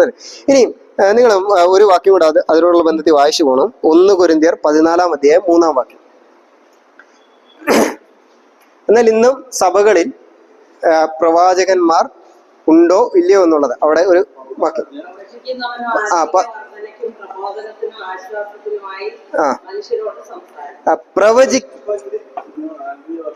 ഇന്നും നമുക്ക് ചിലരെയൊക്കെ പ്രവാചകന്മാരെന്ന് വിളിക്കാൻ പറ്റും. അവർ പ്രവാചകന്മാർ ആയതുകൊണ്ടല്ല, ദൈവം അങ്ങനെ ഒരു ശുശ്രൂഷ പഴയ നിയമ കാലഘട്ടത്തിൽ ഉണ്ടായിരുന്നത് പോലെയുള്ള ശുശ്രൂഷ അവരെ ഏൽപ്പിച്ചത് കൊണ്ടല്ല അവരെ പ്രവാചകന്മാരെന്ന് വിളിക്കുന്നത്. മറിച്ച് അവർ ചെയ്യുന്ന ശുശ്രൂഷ എങ്ങനത്തെയാന്ന് നിങ്ങൾ നോക്കി. അവർ ചെയ്യുന്ന ശുശ്രൂഷ പ്രവാചകന്മാരോ ആത്മീയ വർധനയ്ക്കും പ്രബോധനത്തിനും ആശ്വാസത്തിനുമായിട്ട് ജനത്തോട് സംസാരിക്കുന്നു. എന്തൊക്കെ ഉണ്ടാകുന്നുണ്ട്? ആത്മീയവർദ്ധന ഉണ്ടാകുന്നുണ്ട്, ആശ്വാസം ഉണ്ടാകുന്നുണ്ട്, പ്രബോധനം ഉണ്ടാകുന്നുണ്ട്.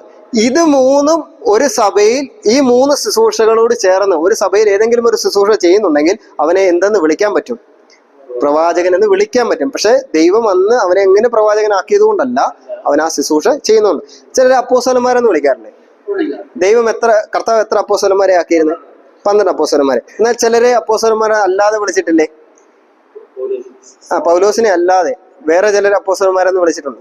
യൂദയെ വിളിച്ചിട്ടുണ്ട്, ശീലാസിനെ വിളിച്ചിട്ടുണ്ട്. വാക്യം ശിഷ്യന്മാര് 70 ശിഷ്യന്മാര്, അപ്പോസ്തലന്മാര് 12 പേര്, കൃത്യം 12 പേര്. അപ്പോസ്തലന്മാര് 12 പേര്, അന്നും ഇന്നും എപ്പോഴും 12 പേര്. അപ്പോസ്തലന്മാര് 12 പേര്, അവരെ 12 പേരെ അപ്പോസ്തലന്മാരാക്കി ആക്കി. എന്നാൽ മറ്റു ചിലരെ അപ്പോസ്തലന്മാരെന്ന് വിളിച്ചിട്ടുണ്ട്. ഞാൻ വാക്യം വേണമെങ്കിൽ നാളെ ഞാൻ പറയാം കൃത്യമായിട്ട്. മറ്റു ചിലരെ, ശീലാസിനെ, യൂദയെ അപ്പോസ്തലന്മാരെന്ന് വിളിക്കാനുള്ള കാരണം അവർ അയക്കപ്പെട്ടവരായത്. അപ്പോസ്തലന്മാരെന്ന് വിളിക്കാൻ കാരണം അവർ അയക്കപ്പെട്ടവരായതുകൊണ്ട്. അയക്കപ്പെട്ടവരെന്നുള്ള അർത്ഥത്തിൽ അവരെ എന്തെന്ന് വിളിക്കുന്നുണ്ട്? അപ്പോസ്തലന്മാരെന്ന്. അതുപോലെ പ്രവാചകന്മാരെന്നുള്ള അർത്ഥത്തിൽ അവർ ചെയ്യുന്ന ശുശ്രൂഷകൾ നിമിത്തം അവരെ എന്തെന്ന് വിളിക്കാൻ പറ്റും? പ്രവാചകന്മാരെന്ന്. ഇന്ന് പ്രവാചകന്മാരില്ല എന്നുള്ളതിന് ഒരു തെളിവൂടെ. കർത്താവിന്റെ സഭയുടെ പണി നടക്കുക. സഭയുടെ പണി അടിസ്ഥാനം മൂലക്കല്ലാരാ? എഫെസ്യ ലേഖനം 2-ാം അധ്യായം. മൂലക്കല്ല് യേശുക്രിസ്തു. അടിസ്ഥാനം അപ്പോസ്തലന്മാരും പ്രവാചകന്മാരും എന്ന അടിസ്ഥാനത്തിൽ അവരാരായി? അടിസ്ഥാനത്തിൽ അപ്പോസ്തലന്മാരും പ്രവാചകനും. പിന്നീട് അങ്ങോട്ട് മുകളിൽ ഓരോ കല്ലുകൾ വെച്ചു. അതാരാ കല്ലുകൾ? കെട്ടിടമണി തുടങ്ങുന്ന ഒരു രീതിയായിട്ടാണ് ആദ്യമേ മൂലക്കല്ല് സ്ഥാപിക്കുന്നത്. പോരാ, നമ്മൾ ഓരോരുത്തരും വന്നേ കല്ലുകൾ. അയ്യോ അറിയത്തില്ല. അത് നമ്മൾ ഓരോരുത്തരും കല്ല്. സഭയുടെ പണി പൂർത്തീകരിക്കപ്പെട്ടോ? കെട്ടിടമല്ല ഞാൻ ഉദ്ദേശിക്കുന്ന കേട്ടോ. സഭയുടെ പണി പൂർത്തീകരിക്കപ്പെട്ടോ? ഇല്ല. മൂലക്കല്ലായിട്ട് ആരാണ്? യേശുക്രിസ്തു. അടിസ്ഥാനം അപ്പോസ്തലന്മാരും പ്രവാചകന്മാരും. മുകളിൽ ഓരോ കല്ലുകൾ വെച്ചു. ആരായി? ഓരോരുത്തരും രക്ഷിക്കപ്പെട്ട് ചേരുന്ന ഓരോരുത്തരെയും എന്തായിട്ട് സഭയോട് ചേർക്കുക. അപ്പൊ ഓരോരുത്തരും എന്തായിട്ട് തീരുക? ആ കല്ലുകളായി തീർന്ന ആ പണി, സഭയുടെ കെട്ടിടം പണി മുന്നോട്ട് പോവുക. അപ്പം അപ്പോസ്തലന്മാരുടെയും പ്രവാചകന്മാരുടെയും ശുശ്രൂഷ എവിടെ കൊണ്ട് തീർന്നു? അടിസ്ഥാനം ഇടുക എന്നുള്ളതായിരുന്നു അവരുടെ ഉദ്ദേശം. അവരെയും കൊണ്ട് ദൈവം ആഗ്രഹിച്ചത്. അവരിപ്പോൾ എവിടെയായി? അടിസ്ഥാനത്തിലായി പണി മുന്നോട്ട് പോകുന്നു. നമ്മൾ ഓരോരുത്തരും അതിന്റെ ഭാഗമാക്കാന്ന്. ഇന്നും പ്രവാചകന്മാരെന്ന് ചിലരെ വിളിക്കുന്നുണ്ടെങ്കിൽ, ആരെങ്കിലും വിളിക്കണമെന്നുണ്ടെങ്കിൽ അവർ ഈ 3 കാര്യം ചെയ്യണം. അവരുടെ ശുശ്രൂഷയിലൂടെ പ്രബോധനം നൽകണം, അവരുടെ ആശ്വാസം നൽകണം, ആത്മീയ വർധനവും. ഇന്നത്തെ പ്രവാചകന്മാർ ഇത് നൽകുന്നുണ്ടോ? നിങ്ങൾ തന്നെ ഒന്ന് ശോധന ചെയ്ത് നോക്കിയോ.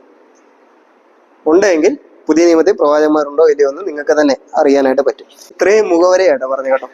വലിയ പ്രവാചകന്മാർ ആരെല്ലാമാണ്? വലിയ പ്രവാചകന്മാർ ഓർഡറിൽ അങ്ങ് പറഞ്ഞു പോയി. ആ പുസ്തകത്തിന്റെ ഓർഡറിൽ അവരുടെ കാലഘട്ടവും ഏകദേശം ആ ഓർഡറിൽ തന്നെയാണ് കൊടുത്തിരിക്കുന്നത്. യെശയ്യാവ്, യിരെമ്യാവ്, എസെക്കിയേല്, ദാനിയേൽ.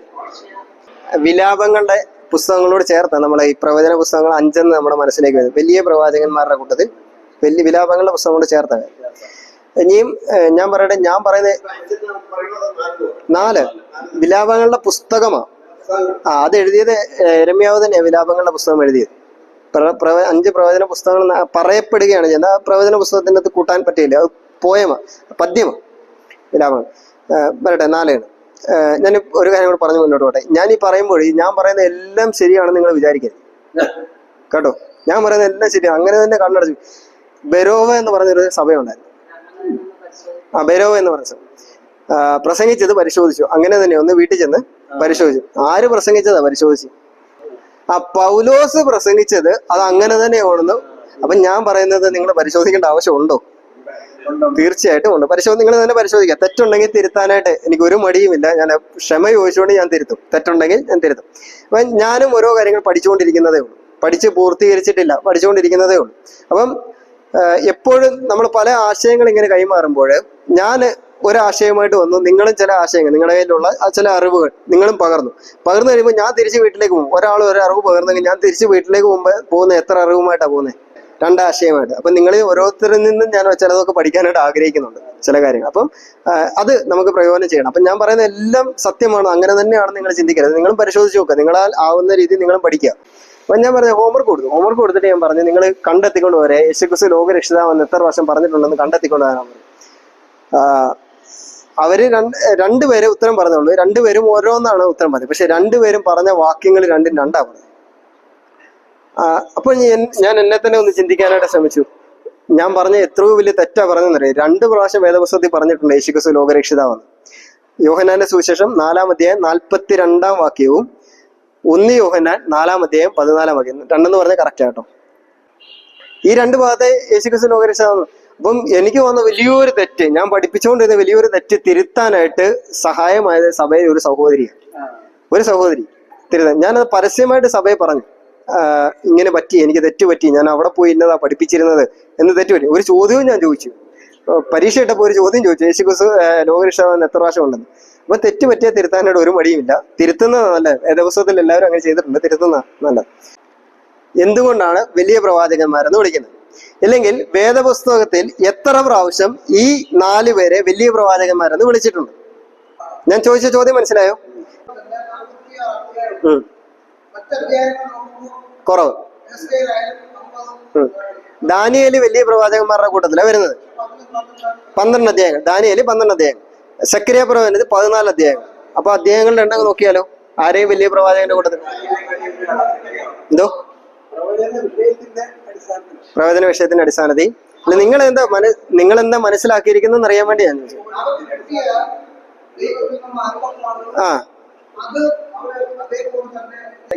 കൂടുതൽ പ്രവചനങ്ങൾ ഉള്ളത് കാറ്റഗറൈസ് ചെയ്തു. നിങ്ങൾ വേറെ ആരെയും മനസ്സിലില്ല? വലിയ ദൗത്യം. വേദപുസ്തകത്തിൽ എത്ര പ്രാവശ്യം ഇവരെ വലിയ പ്രവാചകന്മാരെന്ന് വിളിച്ചിട്ടുണ്ടെന്ന് പറയാം? വേദപുസ്തകത്തിൽ ഇവരെ വലിയ പ്രവാചകന്മാരെന്നോ ചെറിയ പ്രവാചകന്മാരെന്നോ തരം തിരിച്ചിട്ടേ ഇല്ല. യെശയ്യാവിന് ദൈവസന്നിധിയിൽ എങ്ങനെ വിലയുണ്ടോ, യെശയ്യാവിന് ദൈവം നൽകിയ ശുശ്രൂഷയ്ക്ക് എത്ര വിലയുണ്ടോ, അതിൽ ഒട്ടും കുറവുള്ള വിലയല്ല ഉബദ്യാവിനുള്ളത്. ഒരധ്യായം മാത്രം എഴുതിയ ഉബദ്യാവിനും ദൈവസന്നിധി വില ഒന്ന് തന്നെയാണ്. ദൈവം ഏൽപ്പിച്ച ശുശ്രൂഷയുടെ മഹത്വവും ഒന്ന് തന്നെയാണ്. പിന്നെ ഈ വലിയ പ്രവാചകന്മാർ ചെറിയ പ്രവാചകന്മാരെന്ന് ആരാ വിളിച്ചത്? ഇത് മനുഷ്യരെ നമ്മൾ പഠിക്കാനുള്ള എളുപ്പത്തിന് വേണ്ടി നമ്മൾ അങ്ങ് വിളിച്ചെന്നേ ഉള്ളൂ. അല്ല, വേദപുസ്തകത്തിൽ അങ്ങനെ ഒരു കാറ്റഗറൈസേഷൻ ഇല്ല, അവരെ അങ്ങനെ തരം തിരിച്ചിട്ടില്ല എന്നുള്ളത് ആദ്യം മനസ്സിലാക്കണം. ഇവരെ വലിയ പ്രവാചകന്മാരെന്ന് വിളിക്കാനുള്ള കാരണം എന്ന് പറയുന്നത്, ഒന്ന് അവരുടെ പുസ്തകങ്ങളുടെ ദൈർഘ്യമാണ്. സക്കറിയ പ്രവചനത്തിൽ 14 അധ്യായങ്ങൾ ഉണ്ടായെങ്കിലും ദാനിയേൽ പ്രവചനത്തിലുള്ള വാക്യങ്ങളെക്കാൾ കുറവാണ് സക്കറിയ പ്രവചനത്തിലുള്ള വാക്യങ്ങൾ. രണ്ടാമത്, അവർ പ്രവചിച്ച കാലഘട്ടങ്ങളുടെ ദൈർഘ്യമാണ്. യെശയ്യാവ് പ്രവചിച്ചത് ഏകദേശം 47ഓളം വർഷം യെശയ്യാവിന്റെ പ്രവചന കാലഘട്ടം ഉണ്ടായിരുന്നു. യെരമ്യാവിനും അതുപോലെ ഉണ്ട്. ദാനിയേലിനും വലിയ കാലഘട്ടം. അങ്ങനെ അവർ പ്രവചിച്ച കാലഘട്ടങ്ങളുടെ ദൈർഘ്യം കൊണ്ടും അവരെ എന്തെന്ന് വിളിക്കുന്നുണ്ട്? വലിയ പ്രവാചകന്മാരെന്ന് വിളിക്കുന്നുണ്ട്. സക്കറിയാവിനൊക്കെ ഉണ്ടായിരുന്ന പ്രവചന കാലയളവ് എന്ന് പറഞ്ഞാൽ 4-5 മാസം മാത്രമൊക്കെ ഉള്ളൂ. 5 അല്ലെങ്കിൽ 1 വർഷമോ 2 വർഷമോ ഒക്കെ മാത്രമേ ഉള്ളൂ സക്കറിയ പ്രവാചകനൊക്കെ ഉള്ള അവരുടെ പ്രവചന കാലഘട്ടം. പക്ഷെ യെശയ്യാവിനും യെരമ്യാവിനും എഹെസ്കേലിനും ദാനിയേലിനും ഉണ്ടായിരുന്നത് അങ്ങനെയല്ല. 1 വർഷം ഒരു സന്ദേശം ദൈവം നൽകും, അടുത്ത വർഷം ജനത്തോട് സംസാരിക്കാൻ വീണ്ടും അവർക്ക് സന്ദേശങ്ങൾ നൽകുന്ന ഒരു രീതി ഉണ്ടായിരുന്നു. പക്ഷെ ശുശ്രൂഷകളുടെ വലിപ്പമല്ല പറയുന്നത്, അവരെഴുതിയ കാലഘട്ടങ്ങൾ, ദൈർഘ്യം എന്നുള്ളത്. ഇനി മൂന്നാമത്തെ കാര്യം എന്ന് പറഞ്ഞാൽ അവരുടെ പുസ്തകങ്ങൾ ഉൾക്കൊള്ളിച്ചിരിക്കുന്ന പ്രവചനങ്ങളുടെ വലിപ്പവുമാണ്. പ്രവചനങ്ങളുടെ വലിപ്പം എന്ന് പറഞ്ഞാൽ പ്രവചനങ്ങളുടെ എണ്ണത്തിന് കൂടുതലാണ്. അല്ലെങ്കിൽ ഇന്ന പ്രവചനം വലുതും ഇന്ന പ്രവചനം ചെറുതും എന്നുള്ളതല്ല, പ്രവചനങ്ങളുടെ എണ്ണങ്ങളുടെ കൂടുതൽ കൊണ്ടാണ്. അപ്പൊ 3 കാരണങ്ങൾ കൊണ്ടാണ് വലിയ പ്രവാചകന്മാരെന്ന് വിളിക്കുന്നത്. വേദപുസ്തകം വിളിച്ചിട്ടില്ല, നമ്മൾ വിളിക്കുന്നതിന് 3 കാരണങ്ങൾ. 1, പുസ്തകങ്ങളുടെ ദൈർഘ്യം. 2, അവരുടെ പ്രവചന കാലയളവിന്റെ ദൈർഘ്യം. 3-മത്തേത് അവരുടെ പ്രവചനങ്ങളുടെ എണ്ണത്തിന്റെ കൂടുതൽ കൊണ്ടാണ് അവരെ എന്തെന്ന് വിളിക്കുന്നത്? വലിയ പ്രവാചകൻ. ഇനിയും നമ്മൾ മനസ്സിലാക്കാതിരിക്കണം വലിയ പ്രവാചകന്മാരെന്ന് പറയുമ്പോൾ ആ കാര്യം. ഇവരുടെ ഈ 4 പേരുടെ കാലയളവ് എന്ന് പറയുന്നത് നമുക്ക് പെട്ടെന്ന് മനസ്സിലാക്കാൻ പറ്റും. പെട്ടെന്ന് ബാക്കിയുള്ളവരൊക്കെ യോന നിനവയ്ക്കെതിരെ പ്രസംഗിച്ചു. യോനയുടെ ശുശ്രൂഷ അസീറിയൻ അശൂർ സാമ്രാജ്യത്തിനെതിരെ ഒക്കെയായിരുന്നു യോനയുടെ പ്രസംഗം. എന്നാൽ അടുത്ത ആള് ഒബദ്യാവ് ഈ ഏദോമിനെതിരെ പ്രസംഗിച്ചു. ബാക്കിയുള്ള ഈ വലിയ പ്രവാചകന്മാരുടെ ശുശ്രൂഷ മുഴുവനും യഹൂദ ഗോത്രത്തിന് യഹൂദന്മാർക്ക് വേണ്ടി മാത്രമായിരുന്നു ഇവരുടെ 4 പേരുടെ ശുശ്രൂഷ പ്രധാനമായിട്ടും ഉണ്ടായിരുന്നത്. അതുകൊണ്ടാണ് നമുക്ക് പഠിക്കാനുള്ള എളുപ്പത്തിന് വേണ്ടിയാണ് അവരെ അങ്ങനെ വലിയ പ്രവാചകന്മാർ, ചെറിയ പ്രവാചകന്മാരെന്ന് തരംതിരിച്ചത്.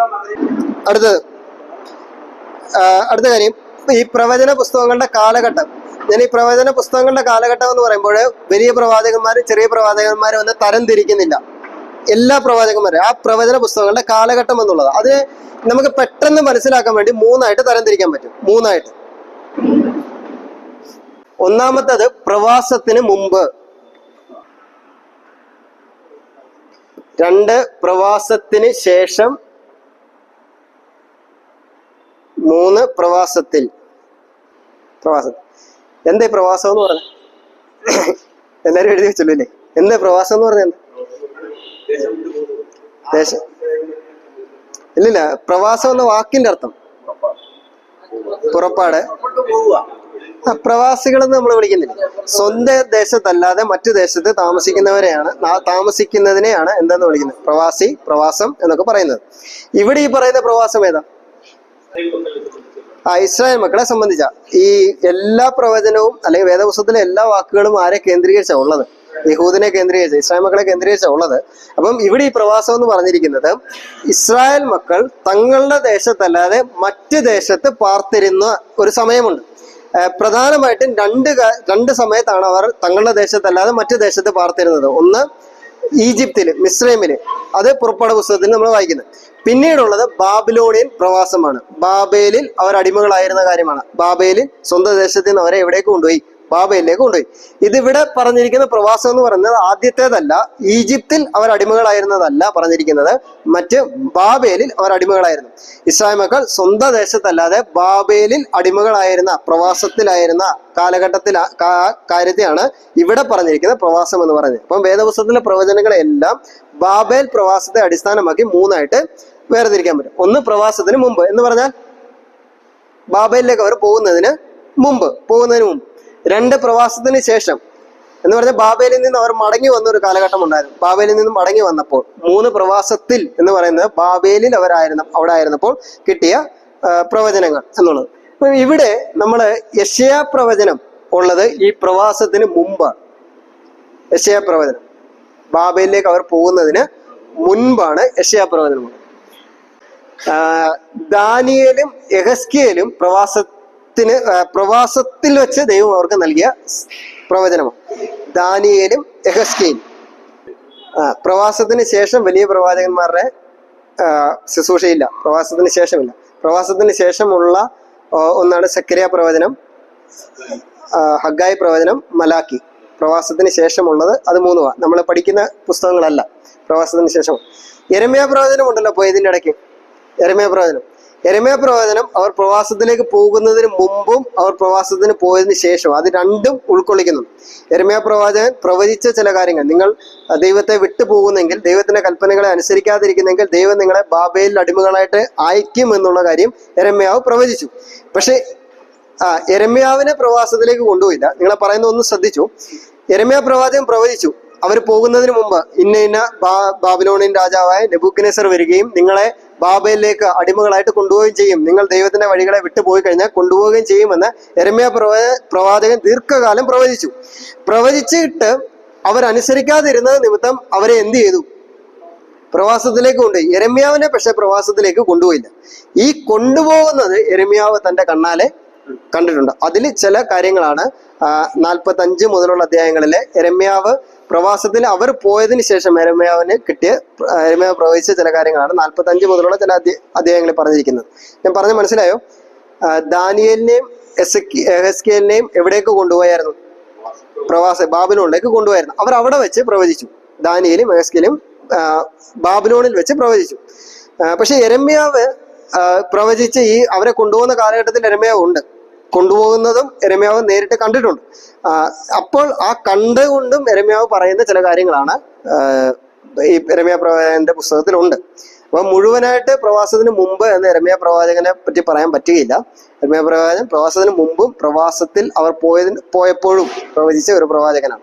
വിലാപങ്ങളുടെ പുസ്തകം എന്ന് പറയുന്നത് പ്രവചന പുസ്തകങ്ങളുടെ കൂട്ടത്തിൽ കൂട്ടാൻ ഒരു കാരണമായിട്ടുള്ളത് കാരണം എന്ന് പറയുന്നത്, യിരെമ്യാവ് പറഞ്ഞായിരുന്നു നിങ്ങൾ ഇന്ന കാര്യങ്ങൾ ചെയ്തില്ല എങ്കിൽ നിങ്ങളെ ദൈവം ശിക്ഷിക്കും, നിങ്ങളൊക്കെ അടിമകളായിട്ട് പോകേണ്ടി വരും എന്ന് യിരെമ്യാവ് ആവർത്തിച്ച് തന്റെ ജനത്തോട്, ദൈവത്തിന്റെ ജനത്തോട് പറഞ്ഞിട്ടും യിരെമ്യാവിന്റെ പ്രവചനം അവർ കേൾക്കാതിരുന്ന നിമിത്തം ദൈവം അവരെ ബാബേലിലേക്ക് അയച്ചു.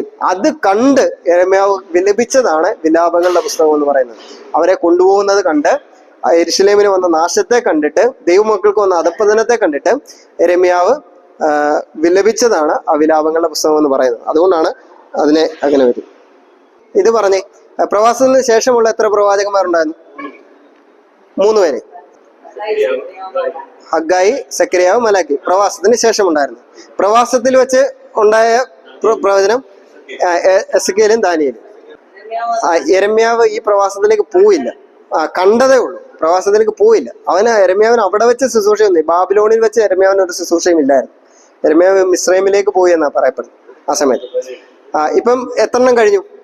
5 എണ്ണം കഴിഞ്ഞു. മുഴുവൻ എത്ര 17 പ്രവചന പുസ്തകങ്ങൾ, 16 പ്രവാചകന്മാർ പഴയ നിയമത്തിൽ. ഇപ്പൊ 5 എണ്ണം മാറി കഴിഞ്ഞ് ബാക്കി എത്ര എണ്ണം ഉണ്ട്? അപ്പം 11 പേര്. ഞാൻ പറഞ്ഞ മനസ്സിലായോ? മൊത്തം എത്ര പ്രവചന പുസ്തകങ്ങളാ? 17 എന്ന് പറയുന്നത് എന്തുകൂടെ കൂട്ടിയ? വെളിപ്പാട് പുസ്തകം കൂട്ടിയ. വെളിപ്പാട് പുസ്തകം മാറ്റി കഴിഞ്ഞ് ബാക്കിയുള്ള 16 എണ്ണവും എഴുത്തുകാരുടെ പേരിൽ തന്നെയാണ് അറിയപ്പെടുന്നത്. 16 പുസ്തകങ്ങളും എഴുത്തുകാരുടെ പേരിൽ തന്നെ അറിയപ്പെടുന്നത്. അപ്പൊ ഈ 5 എണ്ണം അങ്ങ് മാറി. ദാനിയേല്, എസെക്കിയേല് മാറി, ഹഗ്ഗായി, സെക്കര്യാവ്, മലാക്കി, ഇത് മാറി. 5 എണ്ണം മാറി. ബാക്കിയുള്ള 11 പേരും എവിടെ ശുശ്രൂഷിച്ചു? പ്രവാസത്തിന് മുമ്പ് ശുശ്രൂഷ ചെയ്തവർ. അത് ഇസ്രായേലിനോട് ശുശ്രൂഷിക്കുന്നുണ്ട്, മിസ്രൈമിനോട് ശുശ്രൂഷിക്കുന്നവരുണ്ട്, ഏദോമിനോട് ശുശ്രൂഷിക്കുന്നവരുണ്ട്. അങ്ങനെയുണ്ട്. ഓർമ്മ നിൽക്കാൻ പറ്റും, ചെയ്യാൻ പറ്റും. നമ്മള് യെശയ്യാ പ്രവചനത്തിലേക്ക് വരാം. ഈ പ്രവചന പുസ്തകങ്ങളിലെ ഏറ്റവും വലിയ പുസ്തകമാണ് യെശയ്യാ പ്രവചനം എന്നുള്ളത്. ഏറ്റവും വലിയ പുസ്തകം. എത്ര അധ്യായങ്ങൾ? 66 അധ്യായങ്ങൾ. എത്ര വർഷത്തെ ശുശ്രൂഷയാ യെശയ്യാവിന് ഉണ്ടായിരുന്നത്? 47 വർഷത്തെ ശുശ്രൂഷയാണ്. 47 വർഷത്തെ നീണ്ട കാലയളവിൽ ആര് ശുശ്രൂഷ ചെയ്തു? യെശയ്യാവ് ശുശ്രൂഷ ചെയ്തു. യെശയ്യാ പ്രവചനം എഴുതിയത് ആരാ? ചോദിക്കേണ്ട കാര്യമില്ല. യെശയ്യാവ് ആ പ്രവചനം എഴുതിയത് യഹൂദയിൽ വെച്ചാണ്. യെശയ്യാവ് പ്രവചനം എഴുതിയത് കാലഘട്ടം BC 740 മുതൽ 680 വരെ. ഏകദേശം 47 വർഷത്തെ കാലഘട്ട പ്രവചന ശുശ്രൂഷ ആർക്കുണ്ടായിരുന്നു? യെശയ്യാവിനും ഉണ്ടായിരുന്നു. യെശയ്യാവിന്റെ പ്രവചനത്തിലെ പ്രധാന കാര്യം എന്ന് പറയുന്നത്, യെശയ്യാ പ്രവചനത്തിന് വേദപുസ്തകത്തിൽ വലിയൊരു പ്രാധാന്യമുണ്ട്. യെശയ്യാ പ്രവചനത്തിന് വേദപുസ്തകത്തില് ഇത്രയധികം പ്രാധാന്യമുള്ള ഒരു പുസ്തകം വേറെയില്ല. യെശയ്യാ പ്രവചനം കൂടാതെ ഏത് പുസ്തകം കൂടാതെ, ഇപ്പൊ ഒരു അധ്യായമുള്ള ഉപദ്യാവ് കൂടാതെ വേദപുസ്തകം കംപ്ലീറ്റ് ആകത്തില്ല. ഏറ്റവും കുറഞ്ഞ വാക്യങ്ങളുള്ള 2 യോഹന്നാൻ കൂടാതെ വേദപുസ്തകം കംപ്ലീറ്റ് ആകത്തില്ല. അത് ശരിയായിട്ടുള്ള കാര്യമാണ്. അപ്പോൾ തന്നെ ഓർക്കേണ്ട കാര്യം എന്ന് പറയുന്നത്, യെശയ്യാ പ്രവചനത്തിന് വേദപുസ്തകത്തിൽ വലിയൊരു പങ്ക് ഉണ്ട് എന്നുള്ളത് ഓർക്കാം. യെശയ്യാ പ്രവചനത്തെ അറിയപ്പെട്ടിരുന്നത് ചെറിയ വേദപുസ്തകം എന്നാണ് അറിയപ്പെടുന്നത്. ചെറിയ വേദപുസ്തകം അങ്ങനെ പറയാൻ കാരണമുണ്ട്. ചെറിയ വേദപുസ്തകം. എത്ര അധ്യായം? വേദപുസ്തകത്തിൽ എത്ര പുസ്തകങ്ങൾ? 66 പുസ്തകം. ആദ്യത്തെ 39 അധ്യായങ്ങളില് പഴയ നിയമത്തെ 39 പുസ്തകങ്ങൾ പോലെ തന്നെ ദൈവത്തിന്റെ ന്യായവിധിയെക്കുറിച്ചും ദൈവം അവരോട് ഇടപെടാനിരിക്കുന്ന രീതിയെക്കുറിച്ചുമാണ് ആദ്യത്തെ 39 അധ്യായങ്ങളിൽ യെശയ്യാവ് പറഞ്ഞിരിക്കുന്നത്. 39 കഴിഞ്ഞിട്ട് 40 മുതൽ 66 വരെയുള്ള അടുത്ത 27 അധ്യായങ്ങളിൽ പറഞ്ഞിരിക്കുന്നത്, എന്നാൽ ഇങ്ങനെ ഒരു ന്യായവിധിയൊക്കെ ദൈവം നൽകാനായിട്ട് പോകുന്നുണ്ട്, പക്ഷെ ദൈവത്തെ സ്നേഹിക്കുന്നവർക്ക് എപ്പോഴും ആശ്വാസത്തിന് വകയുണ്ട് എന്നുള്ള കാര്യം പുതിയ നിയമത്തിലെ സന്ദേശങ്ങൾ പോലെ തന്നെ വേർതിരിക്കുന്നത്. അപ്പോൾ എങ്ങനെ പുതിയ നിയമത്തെയും പഴയ നിയമത്തെയും വേർതിരിക്കുന്നുവോ, വിഭജിക്കുന്നുവോ, അതുപോലെ തന്നെ യെശയ്യാ പ്രവചനത്തിൽ നമുക്ക് വിഭജിക്കുവാനായിട്ട് സാധിക്കും. അത് മാത്രമല്ല, യേശുക്രിസ്തുവിനെ പറ്റി ഏറ്റവും അധികം പ്രവചനങ്ങളുള്ള ഒരു പുസ്തകം എന്ന് പറയുന്നത് യെശയ്യാ പ്രവചനം.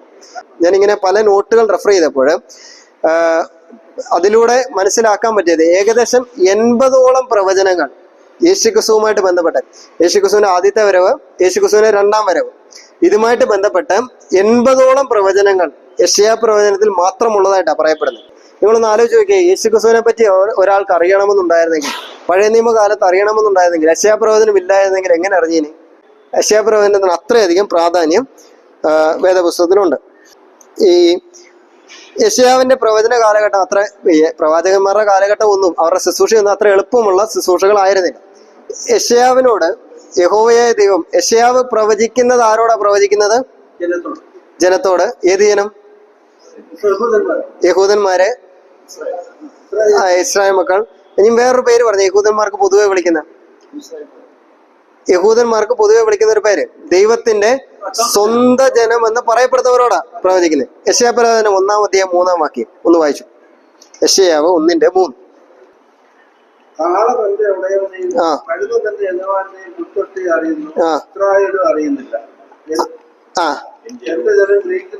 ആരോടാ പ്രവചിക്കുന്നത്?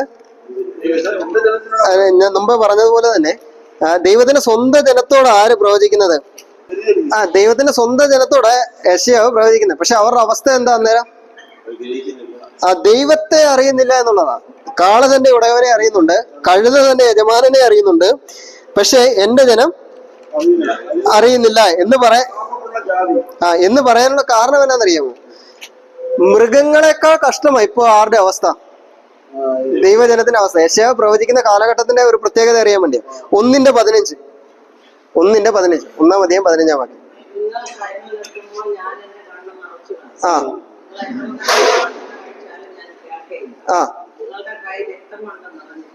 രക്തപാതകരാണ് ആര്?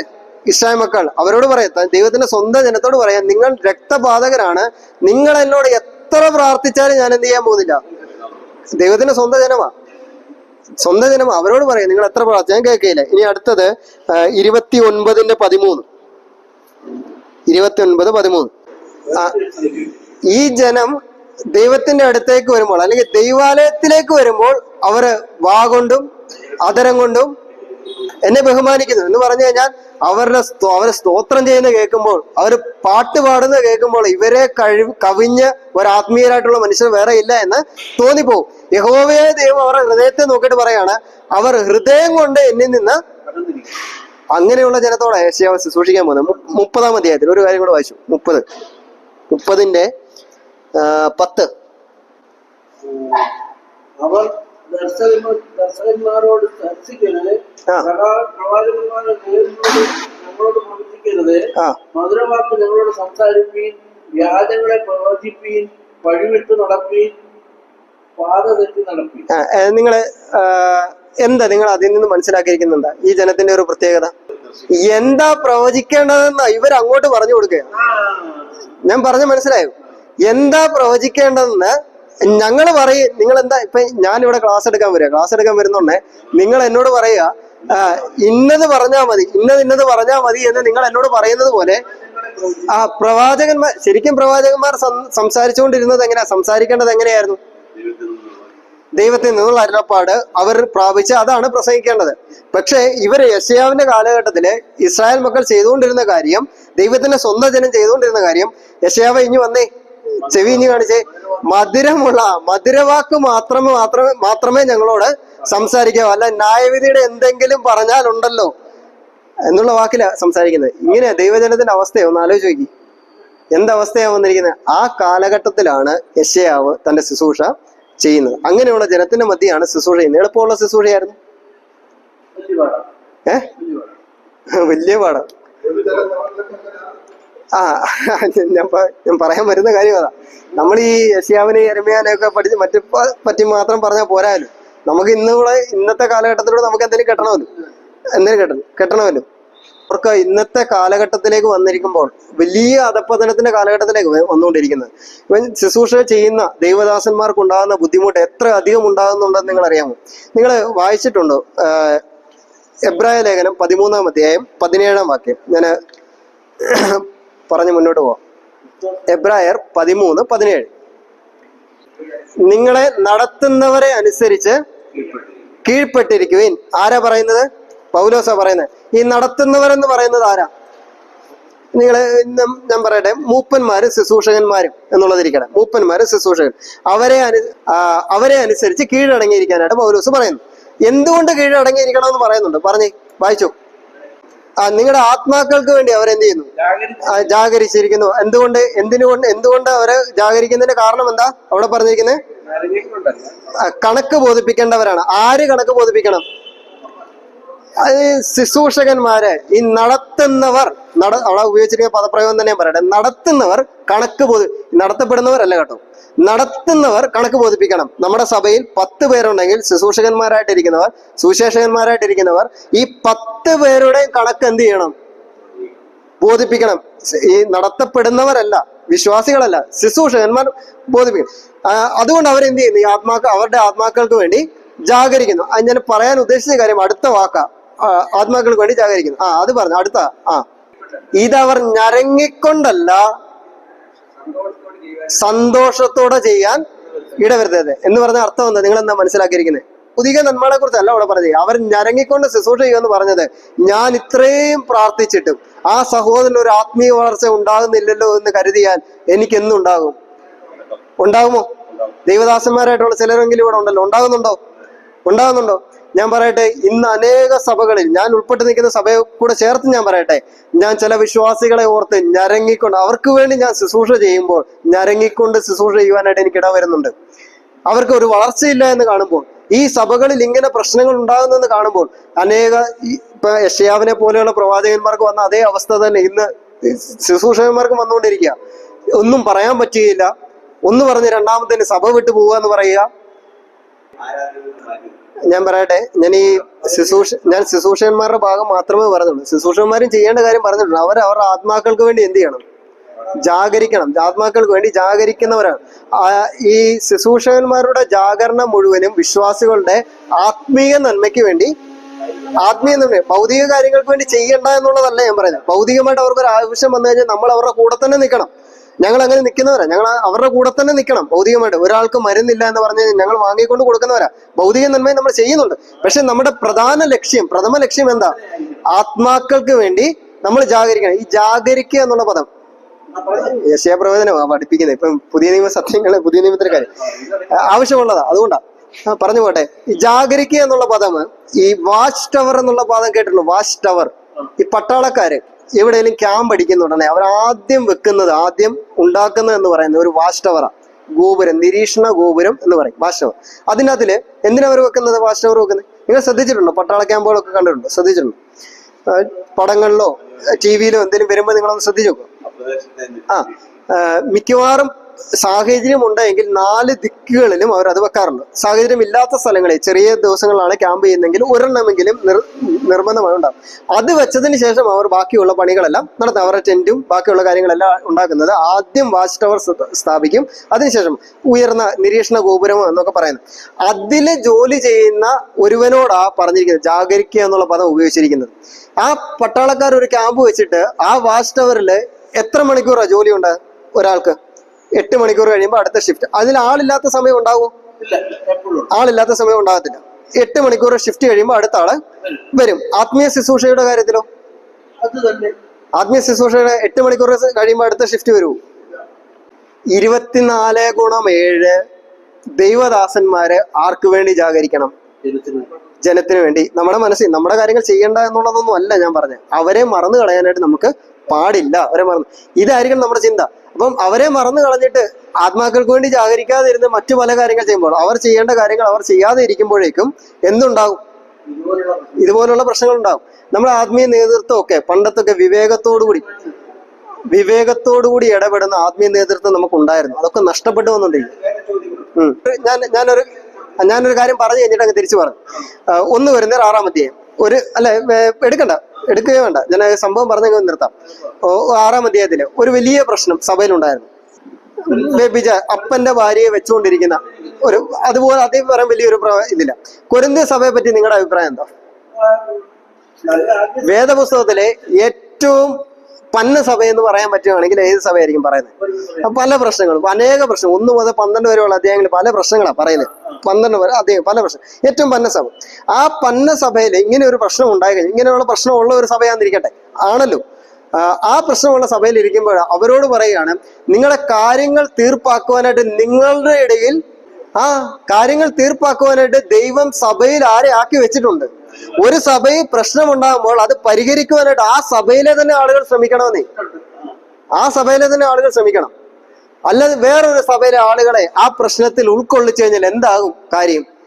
നമ്മുടെ സഭയിലെ പ്രശ്നങ്ങൾ പരിഹരിക്കാനായിട്ട് നമ്മുടെ സഭയിലെ തന്നെ ആളുകൾ കാണും. പുറത്തുനിന്നുള്ള ആളുകളെ ഇൻക്ലൂഡ് ചെയ്യിക്കാതിരിക്കുന്നതാണ് നല്ലത്. അത് രാഷ്ട്രീയക്കാരാണെങ്കിലും ഈവൻ ജഡ്ജി ആണെങ്കിലും, പറഞ്ഞു മനസ്സിലായോ?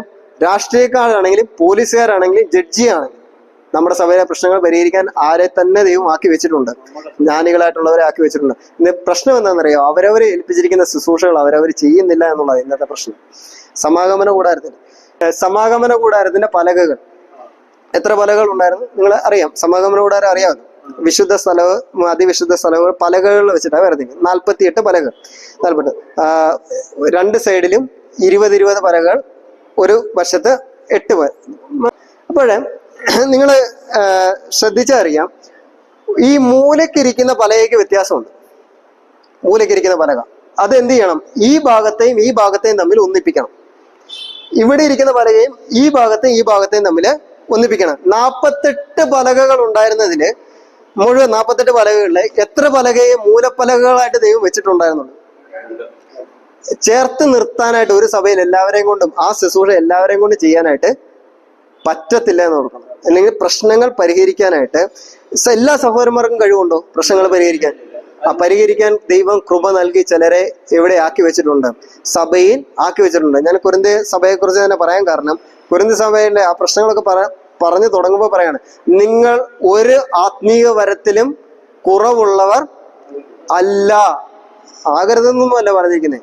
നിങ്ങളുടെ ഇടയിൽ എല്ലാ ആത്മീയ വരങ്ങളും ഉണ്ടെന്നാണ് പറഞ്ഞിരിക്കുന്നത്. എല്ലാ കൃപാവരങ്ങളും ഉള്ള ഒരു സഭയായിരുന്നു. ഏറ്റവും പ്രശ്നങ്ങളുള്ള സഭയാണ്. എന്നിട്ട് പോലും ഞാൻ പറഞ്ഞത്, നമ്മൾ വല്ലതായിരുന്നെങ്കിൽ ഇങ്ങനെയുള്ള പ്രശ്നങ്ങളൊക്കെ ഉള്ള സഭയാണെങ്കിൽ പ്രശ്നം പരിഹരിക്കാനായിട്ട് നമ്മൾ എന്താ പറയുന്നത്? ആ തെസ്സലോനിക്ക സഭയിൽ നല്ല ശുശ്രൂഷകന്മാരുണ്ട്, അവരെ വിളിച്ചിട്ട് നിങ്ങൾ ഈ പ്രശ്നം, അങ്ങനെയല്ലേ നമ്മൾ വല്ല ഉപദേശം കൊടുക്കത്തുള്ളൂ. പ്രശ്നം എന്ന് പറയുന്നത് വിശ്വാസികൾ അവരവരെ ഏൽപ്പിച്ചിരിക്കുന്ന ഉത്തരവാദിത്തങ്ങൾ ചെയ്യാതിരിക്കുന്നത്, ദൈവത്തോട് ഒരു ആത്മാർത്ഥത ഇല്ലാത്ത വിശ്വാസികളൊക്കെ വരുന്നത് നിമിത്തമാണ് ഈ പ്രശ്നങ്ങളൊക്കെ ഉണ്ടാകുന്നത് എന്നുള്ളത് ഓർക്കുക. അപ്പം യെശയ്യാവിന്റെ കാലഘട്ടം ഇന്നത്തെ കാലഘട്ടവുമായിട്ട് വിഭിന്നമല്ല, വ്യത്യസ്തമല്ല എന്നുള്ള കാര്യം ഓർക്കുക. നമ്മൾ ഇതൊക്കെ പഠിക്കുമ്പോൾ നമ്മുടെ സഭകളെ ചൊല്ലി ദൈവജനത്തെ ചൊല്ലിയൊക്കെ നമ്മൾ അധികമായിട്ട് കരയുവാനായിട്ട് ഇടയാകട്ടെ. യെശയ്യാവ് അങ്ങനെ ഒരു കാലഘട്ടത്തിലാണ് ദൈവത്തിന്റെ ശുശ്രൂഷകനായിട്ട് വേല ചെയ്തത്. യെശയ്യാ പ്രവചനത്തിൽ പറഞ്ഞിരിക്കുന്ന കാര്യങ്ങൾ 66 പുസ്തകങ്ങൾ. ഇത് ഓർമ്മ വെക്കാൻ നമുക്ക് എളുപ്പമുണ്ടോ? 66 അധ്യായങ്ങളിൽ പറഞ്ഞിരിക്കുന്നത് ഓർമ്മ വെക്കാൻ എളുപ്പമുണ്ടോ? ഞാൻ പറയട്ടെ, പെട്ടെന്ന് 66 പുസ്തകങ്ങളെ ഓർമ്മയിൽ വെക്കാൻ പറ്റുന്ന, പെട്ടെന്ന് രണ്ടായിട്ട് ഈ പുസ്തകങ്ങളെ വിഭജിക്കാൻ പോകും. ഈ 66 അധ്യായങ്ങളെ രണ്ടായിട്ട് വിഭജിക്കാൻ പോകും. 1 മുതൽ 39 വരെയുള്ള അധ്യായങ്ങളിൽ പറഞ്ഞിരിക്കുന്നത് പാപിയായ ദാസനെ പറ്റിയാണ് പറഞ്ഞിരിക്കുന്നത്. പാപിയായ ദാസൻ. ആരെ ഈ പാപിയായ ദാസൻ? ദൈവത്തിന്റെ ജനമാണ്, ഇസ്രായേൽ മക്കളെ മുഴുവനായിട്ട് വിളിച്ചിരിക്കുന്ന ഒരു പേരാ പാപിയായ ദാസൻ. 1 മുതൽ 39 വരെയുള്ള അധ്യായങ്ങൾ. 40 മുതൽ 66 വരെയുള്ള അധ്യായങ്ങളിൽ പാപ പരിഹാരകനായ ദാസനെ പറ്റിയുമാണ് പറഞ്ഞിരിക്കുന്നത്. അതാരാ? സ്തോത്രം. പാപിയായ ദാസനെ പറ്റി, അതായത് യഹൂദന്മാർ, ദൈവത്തിന്റെ സ്വന്തം ജനം, ദൈവം പറഞ്ഞതനുസരിക്കാതെ പാപം ചെയ്ത് ദൈവത്തിൽ നിന്ന് അകന്നുപോയ കാര്യമാണ് 1 മുതൽ 39 വരെയുള്ള അധ്യായങ്ങൾ. അകന്നുപോയി, അതോട് ചേർന്ന് യഹൂദന്മാരോട് ചേർന്ന് തന്നെ മറ്റു ജാതികളായിട്ടുള്ള ആളുകളുടെ കാര്യങ്ങൾ പറയുന്നുണ്ട്. അപ്പം മുഴുവനായിട്ട് ആകെ തുക എന്ന് പറയുന്നത് പാപിയായിട്ടുള്ള ദാസനെ പറ്റിയാണ് പറഞ്ഞിരിക്കുന്നത്. അവർ പാപം ചെയ്ത കാര്യമാണ് പറഞ്ഞിരിക്കുന്നത്. എന്നാൽ എത്ര പാപം ചെയ്താലും, യെശയ്യാപ്രവചനത്തിൽ പറയുന്നത് പോലെ, നിങ്ങളുടെ പാപങ്ങൾ എത്ര കടും ചുവപ്പായിരുന്നാലും അതിനെ പരിഹരിക്കുവാൻ കഴിയുന്ന ഒരു ദാസനും വരുന്നുണ്ട് എന്നുള്ള ആശ്വാസത്തിന്റെ വചനം പറഞ്ഞുകൊണ്ടാണ് യെശയ്യാപ്രവചനം അവസാനിപ്പിക്കുന്നത്. 40 മുതൽ 66 വരെയുള്ള അധ്യായങ്ങളിൽ യെശയ്യാപ്രവാചകൻ പറയുന്നത് ഈ പാപ പരിഹാരകനായ ദാസനെ പറ്റിയാണ്. അവിടെ പറയുന്നുണ്ട്, അവന് രൂപഗുണമില്ല, അവനെ കണ്ടാൽ ആളല്ല എന്ന രൂപത്തിലായി, രോമം കത്തിരിക്കുന്നവരുടെ മുമ്പാകെയും തന്നെ അവൻ മിണ്ടാതെ ഇരുന്നു. ഇങ്ങനെയുള്ള കാര്യങ്ങളെല്ലാം പറയുന്നത് ഈ 40 കഴിഞ്ഞുള്ള അധ്യായങ്ങളാണ് പറഞ്ഞിരിക്കുന്നത്. അവൻ പാപ പരിഹാരകനായ ദാസനായിട്ട് ഞാൻ പറഞ്ഞ ഈ 40 മുതൽ 66 വരെയുള്ള അധ്യായങ്ങൾ യേശുക്രിസ്തുവിനെ പറ്റി പറയുന്നത്. അപ്പം പറഞ്ഞ കാര്യങ്ങൾ മനസ്സിലാക്കാൻ എന്തെങ്കിലും പ്രയാസമുണ്ടോ? ഇത്രയും കാര്യങ്ങളേ ഉള്ളൂ യെശയ്യാപ്രവചനത്തിലുള്ള. ആരെങ്കിലും നിങ്ങളോട് ചോദിക്കുക, യെശയ്യാപ്രവചനം നിങ്ങൾ പോയി വലിയ പ്രവാചകന്മാരുടെ പുസ്തകമൊക്കെ പഠിച്ചല്ലോ, യെശയ്യാപ്രവചനത്തിൽ എന്താ പറഞ്ഞിരിക്കുന്നത് ചോദിച്ചു കഴിഞ്ഞാൽ നിങ്ങൾക്ക് ഒറ്റ വാക്കിൽ അവർക്ക് മറുപടി നൽകാൻ പറ്റും. 1 മണിക്കൂറത്തെ ക്ലാസ്സിന് ആവശ്യമുണ്ട് യെശയ്യാപ്രവചനം പറഞ്ഞു കൊടുക്കാൻ? ഈ രണ്ട് കാര്യം പറഞ്ഞു, ഈ 2 കാര്യം പറഞ്ഞാൽ മതി. അപ്പൊ യെശയ്യാപ്രവചനത്തിൽ ആകെ തുക ഇതാണ്. ഞാൻ ഓരോ അധ്യായത്തിലും എന്തൊക്കെ കാര്യങ്ങൾ പറഞ്ഞിട്ടുണ്ട് എന്നുള്ളത് ഞാൻ നോട്ടിൽ കൊടുത്തിട്ടുണ്ട്. അപ്പൊ നിങ്ങൾ അത് പറഞ്ഞു കഴിഞ്ഞാൽ അതിന് തന്നെ ചിലപ്പോൾ 1 മണിക്കൂർ സമയം എടുക്കും. അതുകൊണ്ട് ഞാൻ അത് പറയാതിരിക്കുന്നത്. ഇതിൽ നിന്ന് ചില ആത്മീയ പാഠങ്ങൾ കർത്താവ് നമുക്ക് നൽകുമാറാകട്ടെ. ഞാൻ പറഞ്ഞ് അവസാനിപ്പിക്കട്ടെ. പാപം പരിഹരിക്കുവാനായിട്ട് ആർക്ക് മാത്രമേ സാധിക്കുകയുള്ളൂ? കർത്താവായ യേശുക്രിസ്തുവിന് മാത്രമേ സാധിക്കുള്ളൂ. പഴയ നിയമകാലത്താണേലും പുതിയ നിയമകാലത്താണേലും ഇനി വരാനിരിക്കുന്ന കാലത്താണേലും ആർക്ക് മാത്രമേ സാധിക്കുകയുള്ളൂ? കർത്താവ് പാപപരിഹാരകൻ ആര് മാത്രമാണ്? യേശുക്രിസ്തു മാത്രമാണ്. യെശയ്യാവ് ഈ പ്രവചനം പ്രവചിക്കുമ്പോൾ മുന്നോട്ട് നോക്കിയാ പ്രവചിച്ചു. ഇങ്ങനെ ഒരു പാപപരിഹാരം വരുന്നുണ്ട് എന്ന് മുന്നോട്ട് നോക്കിയാ പ്രവചിച്ചു അല്ലേ? ആ ഭാവി കാലത്തെ മുന്നിൽ കണ്ടുകൊണ്ട് യെശയ്യാവ് പ്രവചിച്ചത്. നമ്മളോ ഇന്ന് ഈ പ്രവചനം പഠിക്കുമ്പോൾ പാപപരിഹാരകനായിട്ടുള്ള ഒരു ദാസൻ ഉണ്ട് എന്ന് പറയുമ്പോൾ അങ്ങനെ ഒരുവൻ വന്നു നമ്മുടെ പാപങ്ങൾ പരിഹരിച്ച ഒരു ദാസനെ പറ്റിയാണ് നമ്മൾ മനസ്സിലാക്കുന്നത്. എത്രയധികം സ്നേഹവും എത്രയധികം ആദരവും ഈ കർത്താവിനോട് നമുക്ക് ഉണ്ടാകണം. എത്രയധികം ആദരവ് ഉണ്ടാകണം. അധികമായിട്ട് കർത്താവിനെ സ്നേഹിക്കുവാൻ, അധികമായിട്ട് കർത്താവിൽ വിധേയപ്പെടുവാൻ, കർത്താവ് നൽകിയിരിക്കുന്ന ശുശ്രൂഷകൾ നമ്മളായിരിക്കുന്ന സ്ഥലങ്ങളിൽ ചെയ്യുവാനായിട്ട് സ്വർഗ്ഗത്തിലെ ദൈവം നമ്മളെ ഓരോരുത്തരെയും സഹായിക്കട്ടെ. അവന്റെ നാമം ഇന്നും എന്നേക്കും വാഴ്ത്തപ്പെടുമാറാകട്ടെ.